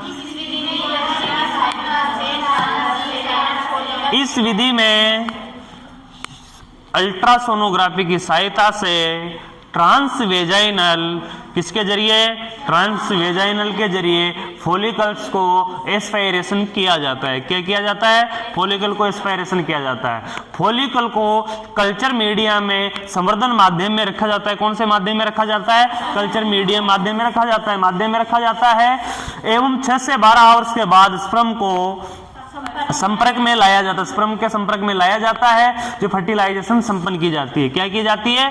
फर्टिलाइजेशन संपन्न की जाती है। जैसे फर्टिलाइजेशन संपन्न हो जाता है, उसके बाद फर्टिलाइजेशन के 3 से 5 डे के बाद यूटेरस के में ट्रांसफर कर दिया जाता है। फिलिपिन ट्यूब से कहाँ ट्रांसफर कर दिया जाता है? यूटेरस कैविटी में ट्रांसफर कर दिया जाता है। और यहाँ करने के बाद उसका इम्प्लांटेशन हो जाता है, वही प्लेसेंटा वाली प्रोसेस स्टार्ट हो जाती है, और उसके बाद गर्भ अवधि पूर्ण होने पर शिशु का सुरक्षित जन्म हो जाता है। और जब तक सुरक्षित जन्म नहीं होता, इसको कुछ कॉम्प्लिकेशन होता है, उस फीमेल को निगरानी में रखा जाता है। IVF में, IVF एक पैकेज होता है। क्या होता है?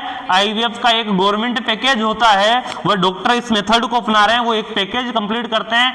IVF लेने से लेकर बच्चे के जन्म होने तक वही उसका एंटीनेटल केयर करते हैं। वही क्या करते हैं? उसकी एंटीनेटल केयर करते हैं, यानी हर प्रकार की जांच पड़ताल करना, फीमेल को निगरानी में उन्हीं के हिसाब से रखा जाता है। अपन नॉर्मल प्रेगनेंसी में एंटीनेटल केयर करवाते हैं, हॉस्पिटल में डॉक्टर से दिखवाते हैं, लेकिन IVF में IVF के जो डॉक्टर है वही उसकी एंटीनेटल केयर करते हैं।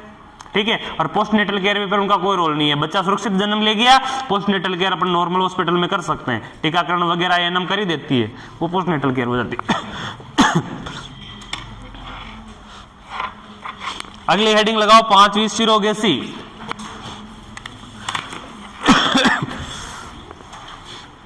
मैंने बोला था कि मैंने इससे पहले एक लैंग्वेज समझाई थी आपको कि दूसरे के गर्भ में से निकालकर किसी दूसरे के गर्भ में प्रत्यारोपण करना, उसको बोलते, उस प्रोसेस को बोलते हैं सिरोगेसी।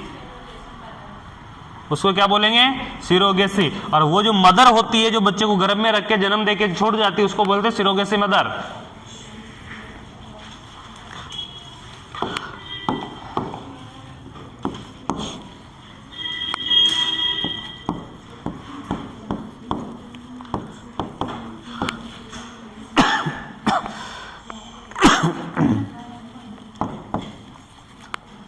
इंपॉर्टेंट है, सिरोगेसी पूछ सकते हैं। और सिरोगेसी इसकी परिभाषा से डिफरेंट है, इसकी जो लैंग्वेज है उससे नाम डिफरेंट है, तो ये याद रखना जरूर इसमें क्या प्रोसेस होती है।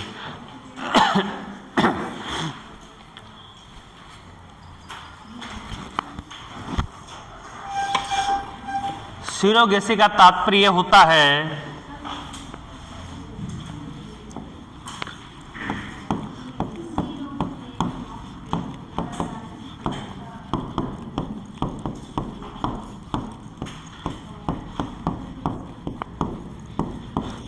सिरोगेसी का तात्पर्य होता है किराए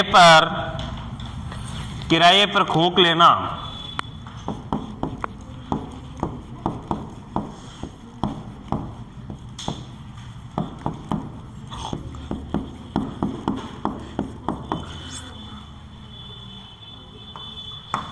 इंपॉर्टेंट है, खोक लेना, खोक बोलेंगे, खोक लेना, किराए पर खोक लेना। खोक किसको बोलेंगे? यूट्राइन कैविटी खोक बोलते हैं। ग्रामीण क्षेत्र में इस शब्द का बहुत ज्यादा प्रचलन है, यही है, खोक शब्द का बहुत ज्यादा प्रचलन है। तो इसका तात्पर्य क्या है? किराए पर खोक लेना। अब किराए पर खोक ले रहे हैं तो फीमेल भी क्या होगी? किराए की होगी। तो आगे लिखना, इसमें फीमेल के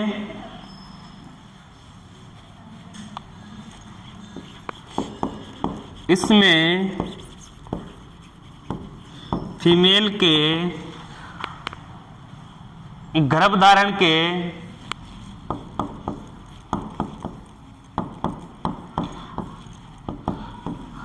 के अयोग्य होने की स्थिति में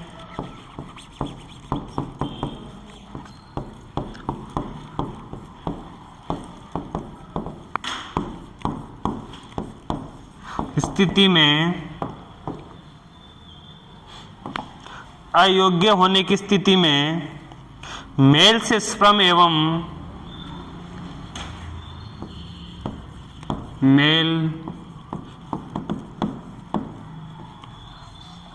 के स्पर्म एवं मेल से स्पर्म एवं फीमेल से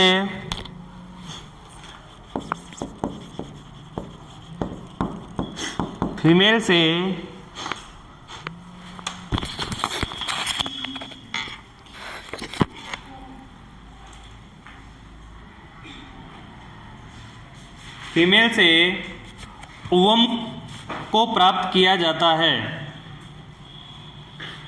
फीमेल से ओवम को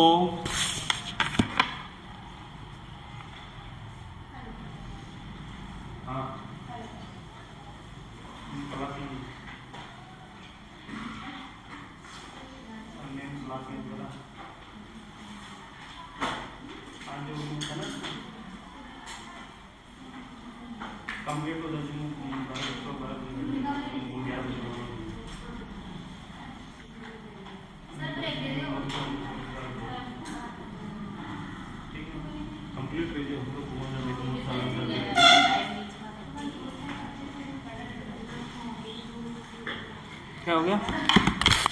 ब्रेक नहीं, 11 बजे मिलेगा डायरेक्ट।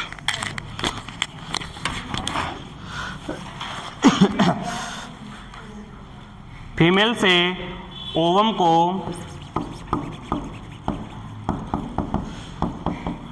प्राप्त किया जाता है।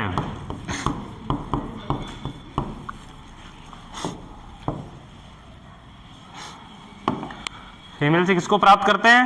ओम को। आईवीएफ द्वारा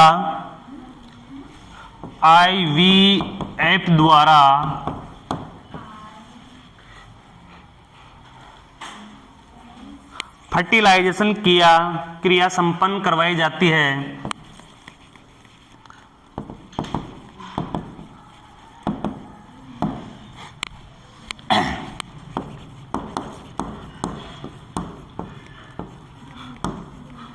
संपन्न कराई जाती है।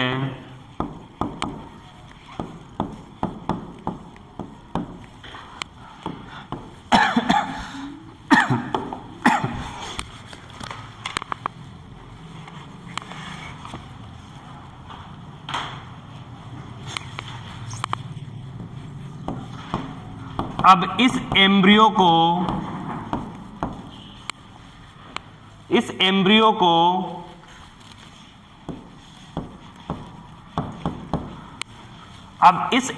को अन्य फीमेल के यूटेरस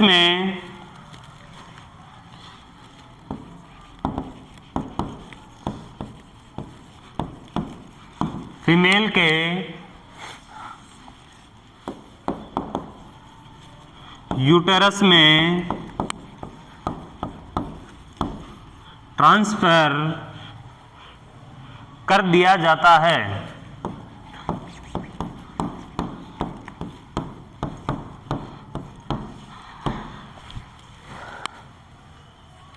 क्या कर दिया जाता है?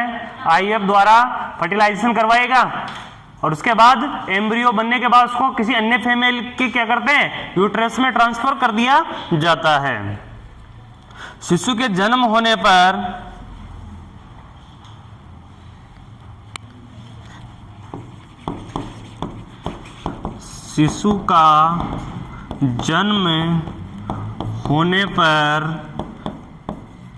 माता पिता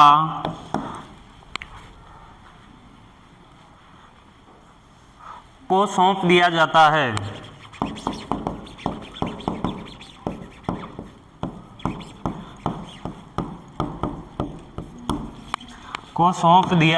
है।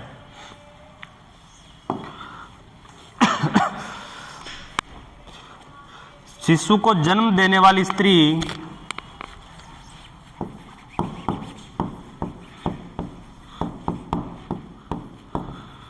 जन्म देने वाली फीमेल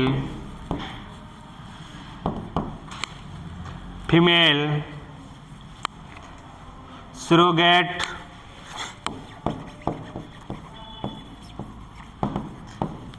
मदर कहलाती है।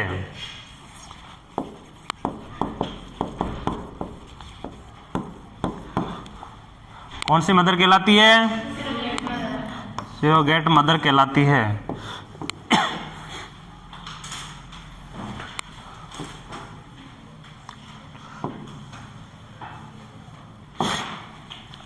नीचे लिखना सरोगेसी के लिए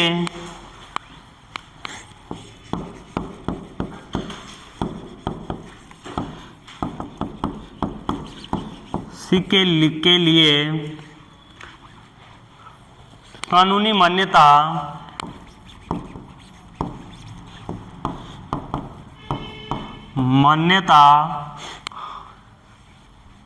आवश्यक होती है।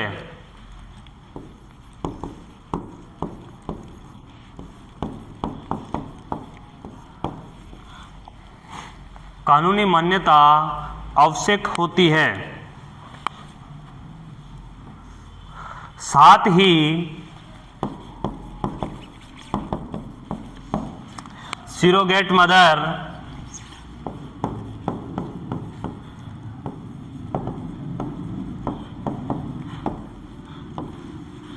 की एज 18 वर्ष होनी चाहिए।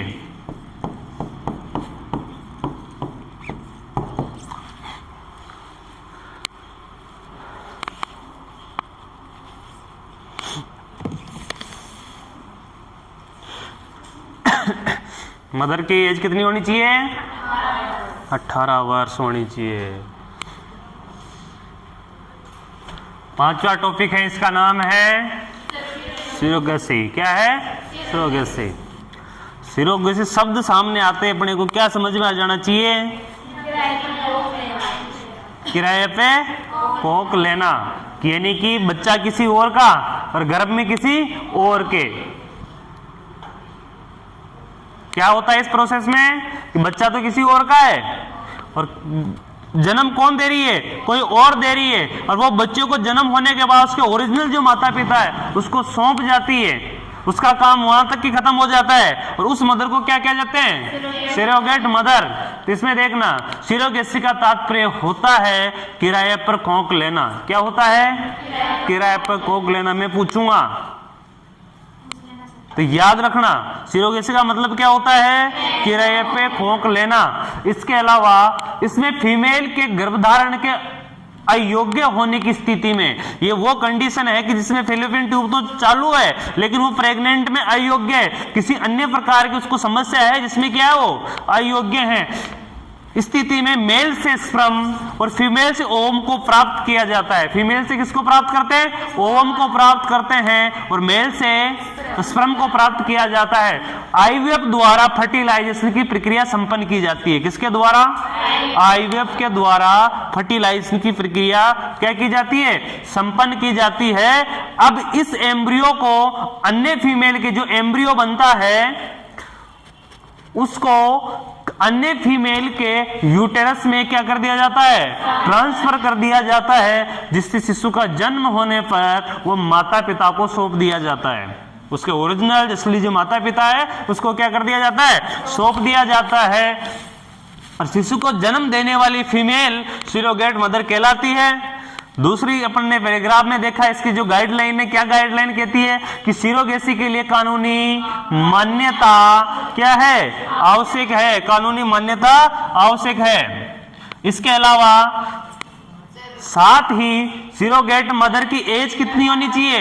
18 वर्ष होनी चाहिए। मिनिमम 18 वर्ष, 18 वर्ष प्लस होनी चाहिए, ना कि नाबालिग। कैसी होनी चाहिए? वो बालिग होनी चाहिए। ठीक है, यहां तक कंप्लीट है। अगली हेडिंग लगाना, साइकोलॉजिकल प्रॉब्लम्स। लास्ट टॉपिक है आज का 6 नंबर वाला।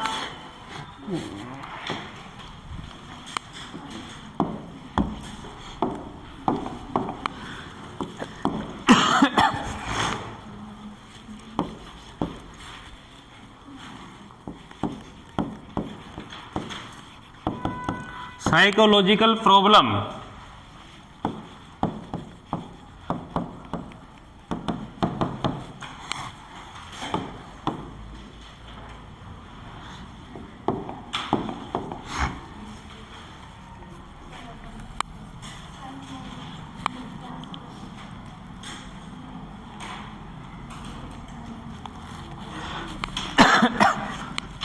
अब इसमें लिखना फर्स्ट, इनफर्टिलिटी का कारण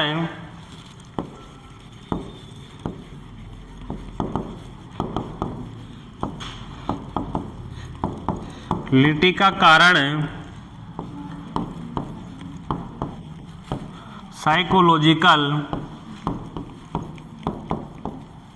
प्रॉब्लम होने की स्थिति में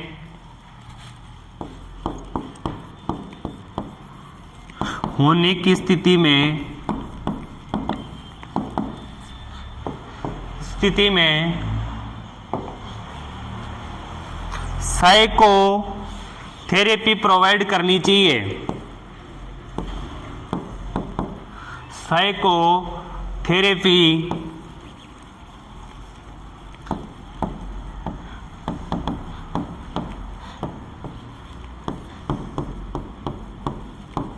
करनी चाहिए। अब सब क्या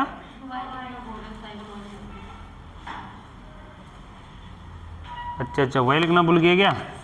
चलो कोई बात नहीं।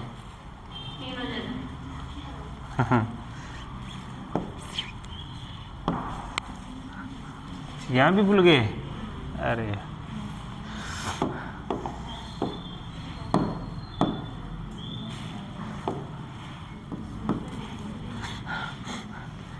अब इसमें देखना कि सबसे पहले तो साइकोलॉजी होती क्या है? मानसिक समस्या। साइकोलॉजी एक भ्रम है। क्या है? एक भ्रमितता है जो अपने को न होने वाली चीज के बारे में क्या करवाती है? एहसास करवाती है। साइकोलॉजिकल वो डिसऑर्डर है कि जो होना ही नहीं है उसके बारे में अपने को क्या करता है? वो भ्रमित करता है, उसका होने का एहसास करवाता है। वह साइकोलॉजिकल प्रॉब्लम है और प्रत्येक व्यक्ति में किसी न किसी प्रकार की होती है। प्रत्येक व्यक्ति में किसी न किसी प्रकार की होती है। एक व्यक्ति था, मैंने देखा तो नहीं लेकिन उसके लिए सुना था कि उसके साइकोलॉजिकल प्रॉब्लम ये थी कि उसको हर ऊपर वाली चीज अपने ऊपर गिरेगी, ऐसा डर लगता था। कैसा डर है उसका? साइकोलॉजिकल प्रॉब्लम क्या है उसकी? कि हर उसके ऊपर वाली चीज है उसको इस प्रकार का डर लगता है कि ये क्या होगी? मेरे ऊपर गिरेगी। और किसी ने उसके बारे में बताया था कि वो रोड की जो टनल से निकलता है, रोड क्रॉस करते हैं, टनल होती है गुफा, उसमें से निकलता है, तो बाइक से उतरता है, वो कभी टनल को पार नहीं करता है। बाइक में बैठ के रोड को ऊपर से चढ़ के आता है, नीचे से कभी, क्योंकि उसको डर है कि साधन ऊपर से निकलेंगे कभी गिरेगी। वो उसकी प्रॉब्लम है। तो वो क्या है कि जो न होने वाली चीजें उसको भ्रम करवाता है। जैसे कोई व्यक्ति 5 माले 5 मंजिल की बिल्डिंग में खड़ा है और खड़ा होकर वो देखता है तो उसको अनुभव होता है कि मैं गिरने वाला हूं, जबकि वो वास्तव में नहीं गिर रहा है, लेकिन उसको भ्रम क्या हो रखा है? उसकी साइकोलॉजिकल प्रॉब्लम क्या है? कि मैं गिरने वाला हूं। तो गिरने वाले की सोच अगर कंट्रोल नहीं हुआ, पीछे नहीं रखा, तो वो वास्तव में देखता देखता गिर ही जाएगा। वो उसकी प्रॉब्लम है। दूसरे, एक ऐसी कंडीशन होती है कि व्यक्ति को बैठे बैठे ऑटोमेटिक खुशी का अनुभव होता है। वो भी एक भ्रमिता है। किसका? उसकी सोच इस प्रकार डेवलप है कि वो बैठा है, कोई अन्य काम के लिए बैठा है, लेकिन फिर भी उसको अंदर ही अंदर क्या हो रहा है? खुशी का अनुभव हो रहा है, तो बिना काम मुस्कुराता रहता है। वो भी एक साइकोलॉजिकल प्रॉब्लम है। एक ऐसा व्यक्ति कि कुछ ही नहीं कर रहा, दिन भर लेटा रहता है, लेकिन वो जब भी उठता है तो हमेशा गुस्से में उठता है। उसको हमेशा गुस्से का भ्रम है कि जो होना है गलत हो रहा है। उसको अच्छी चीज भी हो रही होगी तो उसको क्या भ्रम है? उसकी साइकोलॉजिकल डिफेक्ट क्या है उसका? उसको ये लगता है कि जो भी हो रहा है गलत है, मैं कर रहा हूं वही सही है। उसको इस चीज का भ्रम है। उसको ये लगता है कि जो मैं करता हूं वही राइट है। ये भी साइकोलॉजिकल डिफेक्ट है। साइको व्यक्ति है वो, उसको ये लगता है कि जो दूसरे करते हैं वो सारे पागल है। वो कुछ ना कुछ कमियां निकालता रहता है। और ऐसे शादियों में जाओगे आप तो एक न व्यक्ति एक तो ऐसा मिलेगा, वो उसका काम ये घूमता रहता है, कमियां निकालता रहता है। ये फूल ऐसे नहीं लगे, ये ऐसे नहीं, ये टेंट में करता था, मैं इस प्रकार का करता है, इनको पता ही नहीं है कैसे कर लाए। उनका कमियां निकालना है।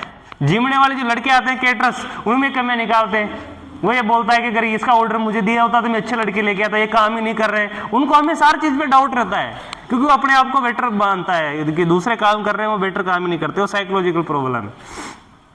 इसी प्रकार से कुछ साइकोलॉजिकल प्रॉब्लम इस स्थिति में भी है। हमेशा व्यक्ति के भ्रम रहता है, किसी न किसी प्रकार का भ्रम रहता है। और जब अपने को भ्रम है, और भ्रम की एक और कहानी बताऊं, आपने दंत कथा में सुनी होगी। दंत कथा का मतलब रहता है कि जो पूर्वज अपने को बताते गए हैं, कुछ कहानियां सुना के गए, उसमें सुनी होगी।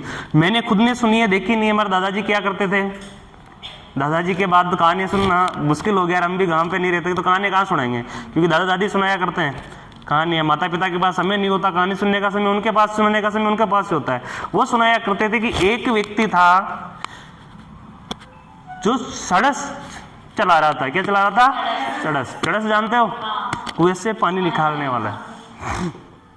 चड़स का जो ढाणा होता है, ढाणा यानी कि जो पिलर बनाए जाते हैं दो, उसमें एक बिल था। और जो चड़स के ऊपर वो जो एक लकड़ी का डंडा होता है आर पार, जिसके ऊपर भूण लगा होता है, उसमें भी कुछ दरार थी, कुछ टूटा हुआ था, उसमें भी कुछ बिल जैसी स्ट्रक्चर थी। तो उस व्यक्ति को क्या करता है कि एक सांप काट लेता है। सांप काट कर कहा, वो सांप कहाँ पे था? उस बिल के पास था। और वो सड़स को खींचने के लिए जाता है बेलों के आसपास, तो उसको पैर में काट लेता है। और वो दो व्यक्ति तो एक उस सांप को देख लेता है,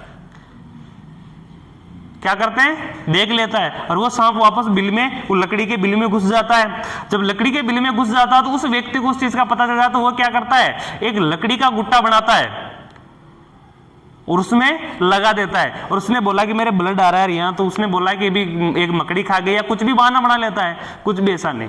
तो ये स्थिति उसके साइकोलॉजिकल थॉट ही नहीं आया कि उसने कोई जहरीले कीड़े ने काटा है।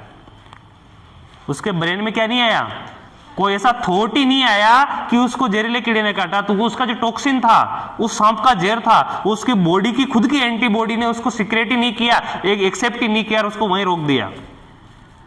तो है तो अपनी बॉडी में, लेकिन क्या नहीं होने दिया, एक्टिव नहीं होने दिया, क्योंकि अपनी सोच उस पर नहीं है। क्योंकि सोच के हिसाब से हार्मोन सिक्रेट होते हैं, सोच के हिसाब से सिक्रेट होते हैं हार्मोन, ये हमेशा ध्यान रखना। तो उसने ये नहीं किया, स्थिति नहीं थी। जब 10-5 साल के बाद वो लकड़ी गल गई, गिलने के बाद वो टूट गई, टूट के उसको जब हटा रहे थे तो सांप का उसके अंदर कंकाल मिला। किसी व्यक्ति ने बोला, उसके पास वाले ने बोला कि उस दिन तेरे को इस सांप ने काटा था, मैंने झूठ बोला था कि तेरे को मकड़ी ने काटा है, अरे इसमें घुस गया था। तो उस व्यक्ति का डर बैठ गया, मुझे सांप ने काटा था। तो उसके क्या है, साइकोलॉजिकल डर बैठ गया कि मेरे को सांप ने काटा था, मेरे को कुछ नहीं हुआ। और वो एक माइंड एक थिंक हो गई। उसके बाद उस जो उसके अंदर टॉक्सिन था, उस सांप का जो विष था, वो एक्टिव हुआ और 2 घंटे के बाद उस व्यक्ति की मौत हो गई, इतने सालों के बाद। तो वो साइकोलॉजिकल प्रॉब्लम है, वही तो साइकोलॉजिकल है। मतलब सोच से हार्मोन रिलीज होते हैं, सोच से हार्मोन रिलीज होते हैं। अब इसका एक दूसरा उदाहरण एक देता हूं मैं। मेल फीमेल के बीच में एक संबंध होता है सेक्सुअल इंटरक्रॉस का। क्या होता है, सेक्सुअल इंटरक्रॉस का। लेकिन वो एक साइकोलॉजिकल थॉट है। वो क्या है, एक साइकोलॉजिकल थॉट है। मेल फीमेल का संबंध तो एक पिता का एक बेटी का भी होता है, एक भाई का एक बहन का भी होता है नहीं होता है, एक फ्रेंड का दूसरे फ्रेंड के प्रति भी होता है, क्योंकि मेल तो बहुत सारे हैं और बहुत सारी फीमेल है। लेकिन वो हार्मोन सीक्रेट अपने पार्टनर के साथ ही क्यों होते हैं, क्योंकि अपने पार्टनर के साथ अपने साइकोलॉजिकल थॉट में वो चीज होती है, इसलिए वो हार्मोन वहीं सीक्रेट होंगे और सेक्सुअल इंटरक्रॉस के लिए एक उत्तेजना बढ़ती है। और के साथ नहीं होती, क्योंकि जैसे मेल फीमेल से ये होता हो अट्रैक्टिव, पास में आने से अगर ये चीजें होती हो तो अपन दिन भर मेल फीमेल एक साथ रहते हैं, नहीं रहते हैं।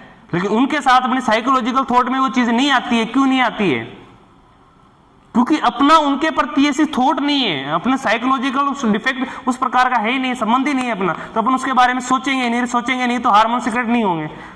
हार्मोन सीक्रेट नहीं होंगे तो शरीर उत्तेजित नहीं होगा, सेक्स हार्मोन उत्तेजित नहीं होगा जब तक कोई प्रोसेस नहीं है। और बिना सेक्स हार्मोन के अगर इस प्रकार की एक्टिविटी की जाती तो उसी को बलात्कार बोला जाता है, क्राइम बोला जाता है, यौन शोषण बोला जाता है।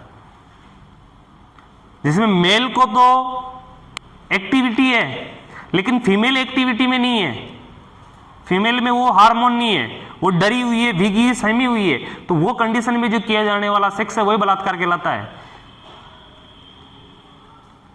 और जिसमें हार्मोन है, एक दूसरे की रज्जबंदी से हो रहे हैं, ये चीजें नहीं कहलाती है। तो वो एक सिस्टम है। तो वही साइकोलॉजी है। और साइकोलॉजी है क्या, सर अगर सोते हुए व्यक्ति को सांप काट लेता है तो उसकी थिंकिंग में ये नहीं है कि मुझे सांप ने काटा है, लेकिन वो मर भी जाता है। ऐसा तो हो ही नहीं सकता कि सोते हुए व्यक्ति को सांप काट पता नहीं चले। हाँ मतलब अगर मान लो पता भी चल जाएगी, हाँ कुछ, लेकिन अगर उसको पता नहीं कि सांप ने काटा है तो मर भी जाता है। आप ये बात बता रहे हो, एक चीज मैं बताता हूँ आपको, मैंने खुद ने देखी हुई चीज है, मैं वही बता रहा हूँ। एक व्यक्ति को एक भंवरा आता है, भंवरा सुना है? हाँ भंवरा होता है। अब भंवरे के क्या होता है, इस प्रकार के आगे 1-2 दांत होते हैं। वो क्या करता है, जहां बैठता है तो वो सबसे पहले उन्हीं से पकड़ता है। उसके मुंह इस प्रकार का ही है। वो क्या करता है कि किसी व्यक्ति को, जब हम काम कर रहे थे, मैं खुद की बता रहा हूँ, मेरे आसपास की जो मेरे साथी था उसकी बता रहा हूँ। वो क्या कर रहा था कि मैंने तो भंवरे को देखा, जो मैंने उसको बताया उसने उसकी यकीन नहीं माना। उसने क्या किया कि हम जो काम कर रहे थे तो हमारे एक कच्चा मकान था। क्या मकान था? कच्चा मकान, जिसमें खेलू होते हैं कच्चे। वहां जिसके बांस के जो लगाए गए स्फोट थे, डांडे थे जिसको बोलते हैं पन, उसमें क्या है कि उसमें छिद्र होते हैं, उसमें भंवरे रहते हैं बहुत सारे। तो वह क्या किया कि उस भौरे को, वो उस बांस को पकड़ रहा था, तो भौरा निकला और भौरे ने उसको यहां से पकड़ लिया। अब वो मुझे दिख गया और उसने एकदम से ऐसे किया। अब उसने ऐसे किया तो करते ही उसको वो भौरा वोरा कुछ नहीं दिखा। उसको क्या दिखे, सिर्फ वो 2 इस प्रकार के निशान दिखे, उसमें ब्लड आता। उसने एक ही चीज बोली कि मुझे किसी ने काट लिया, इसके 2 दांत भी मुझे नजर आ रहे हैं। ये बोला।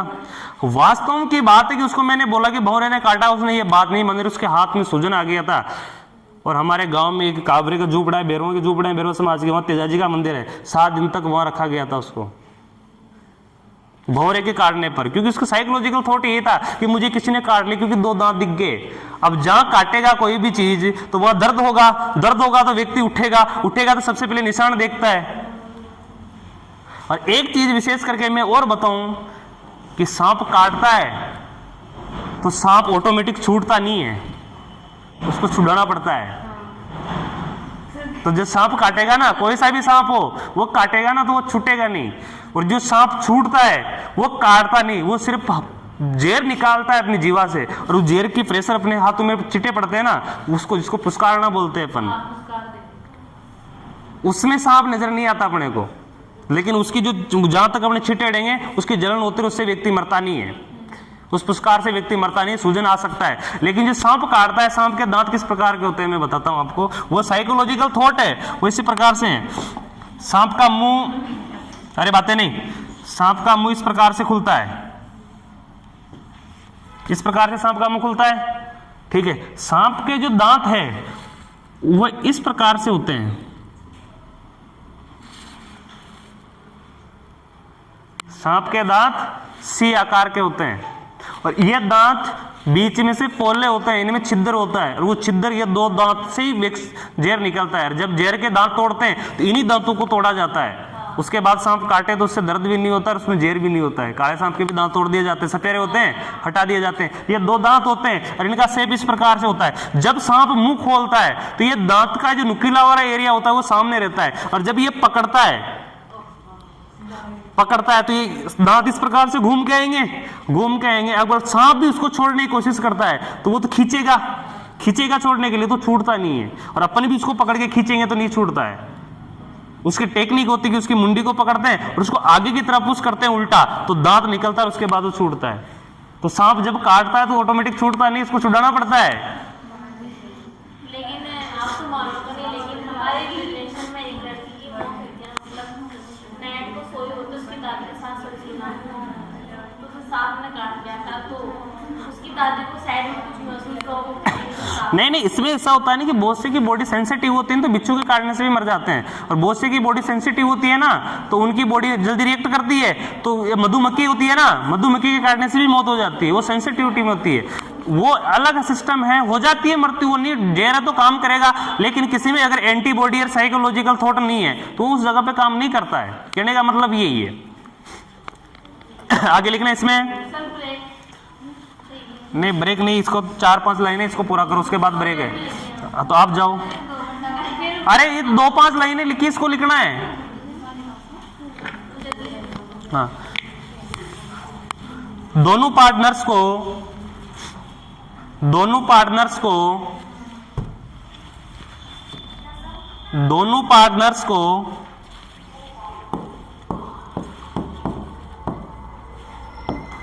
नर्स को इनफर्टिलिटी का कारण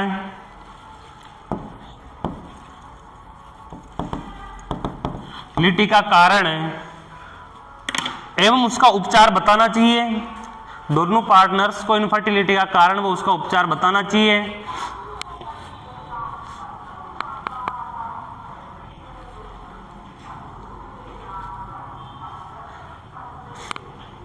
युगल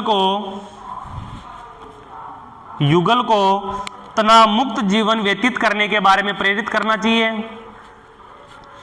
युगल को तनाव मुक्त जीवन जीने के लिए प्रेरित करना चाहिए।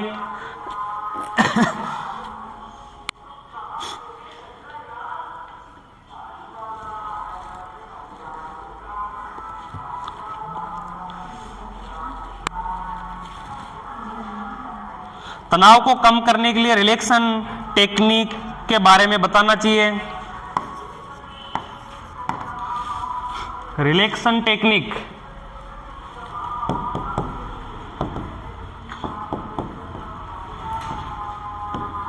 रिलैक्सन टेक्निक क्या होगी? ये लंबी लंबी सांसें लेना, रिलैक्सन टेक्निक के बारे में बताना चाहिए। रोगी को स्वयं की जनरल केयर करने के लिए प्रेरित करना चाहिए। रोगी को स्वयं की जनरल केयर करने के लिए प्रेरित करना चाहिए। आज के लिए सफिशिएंट।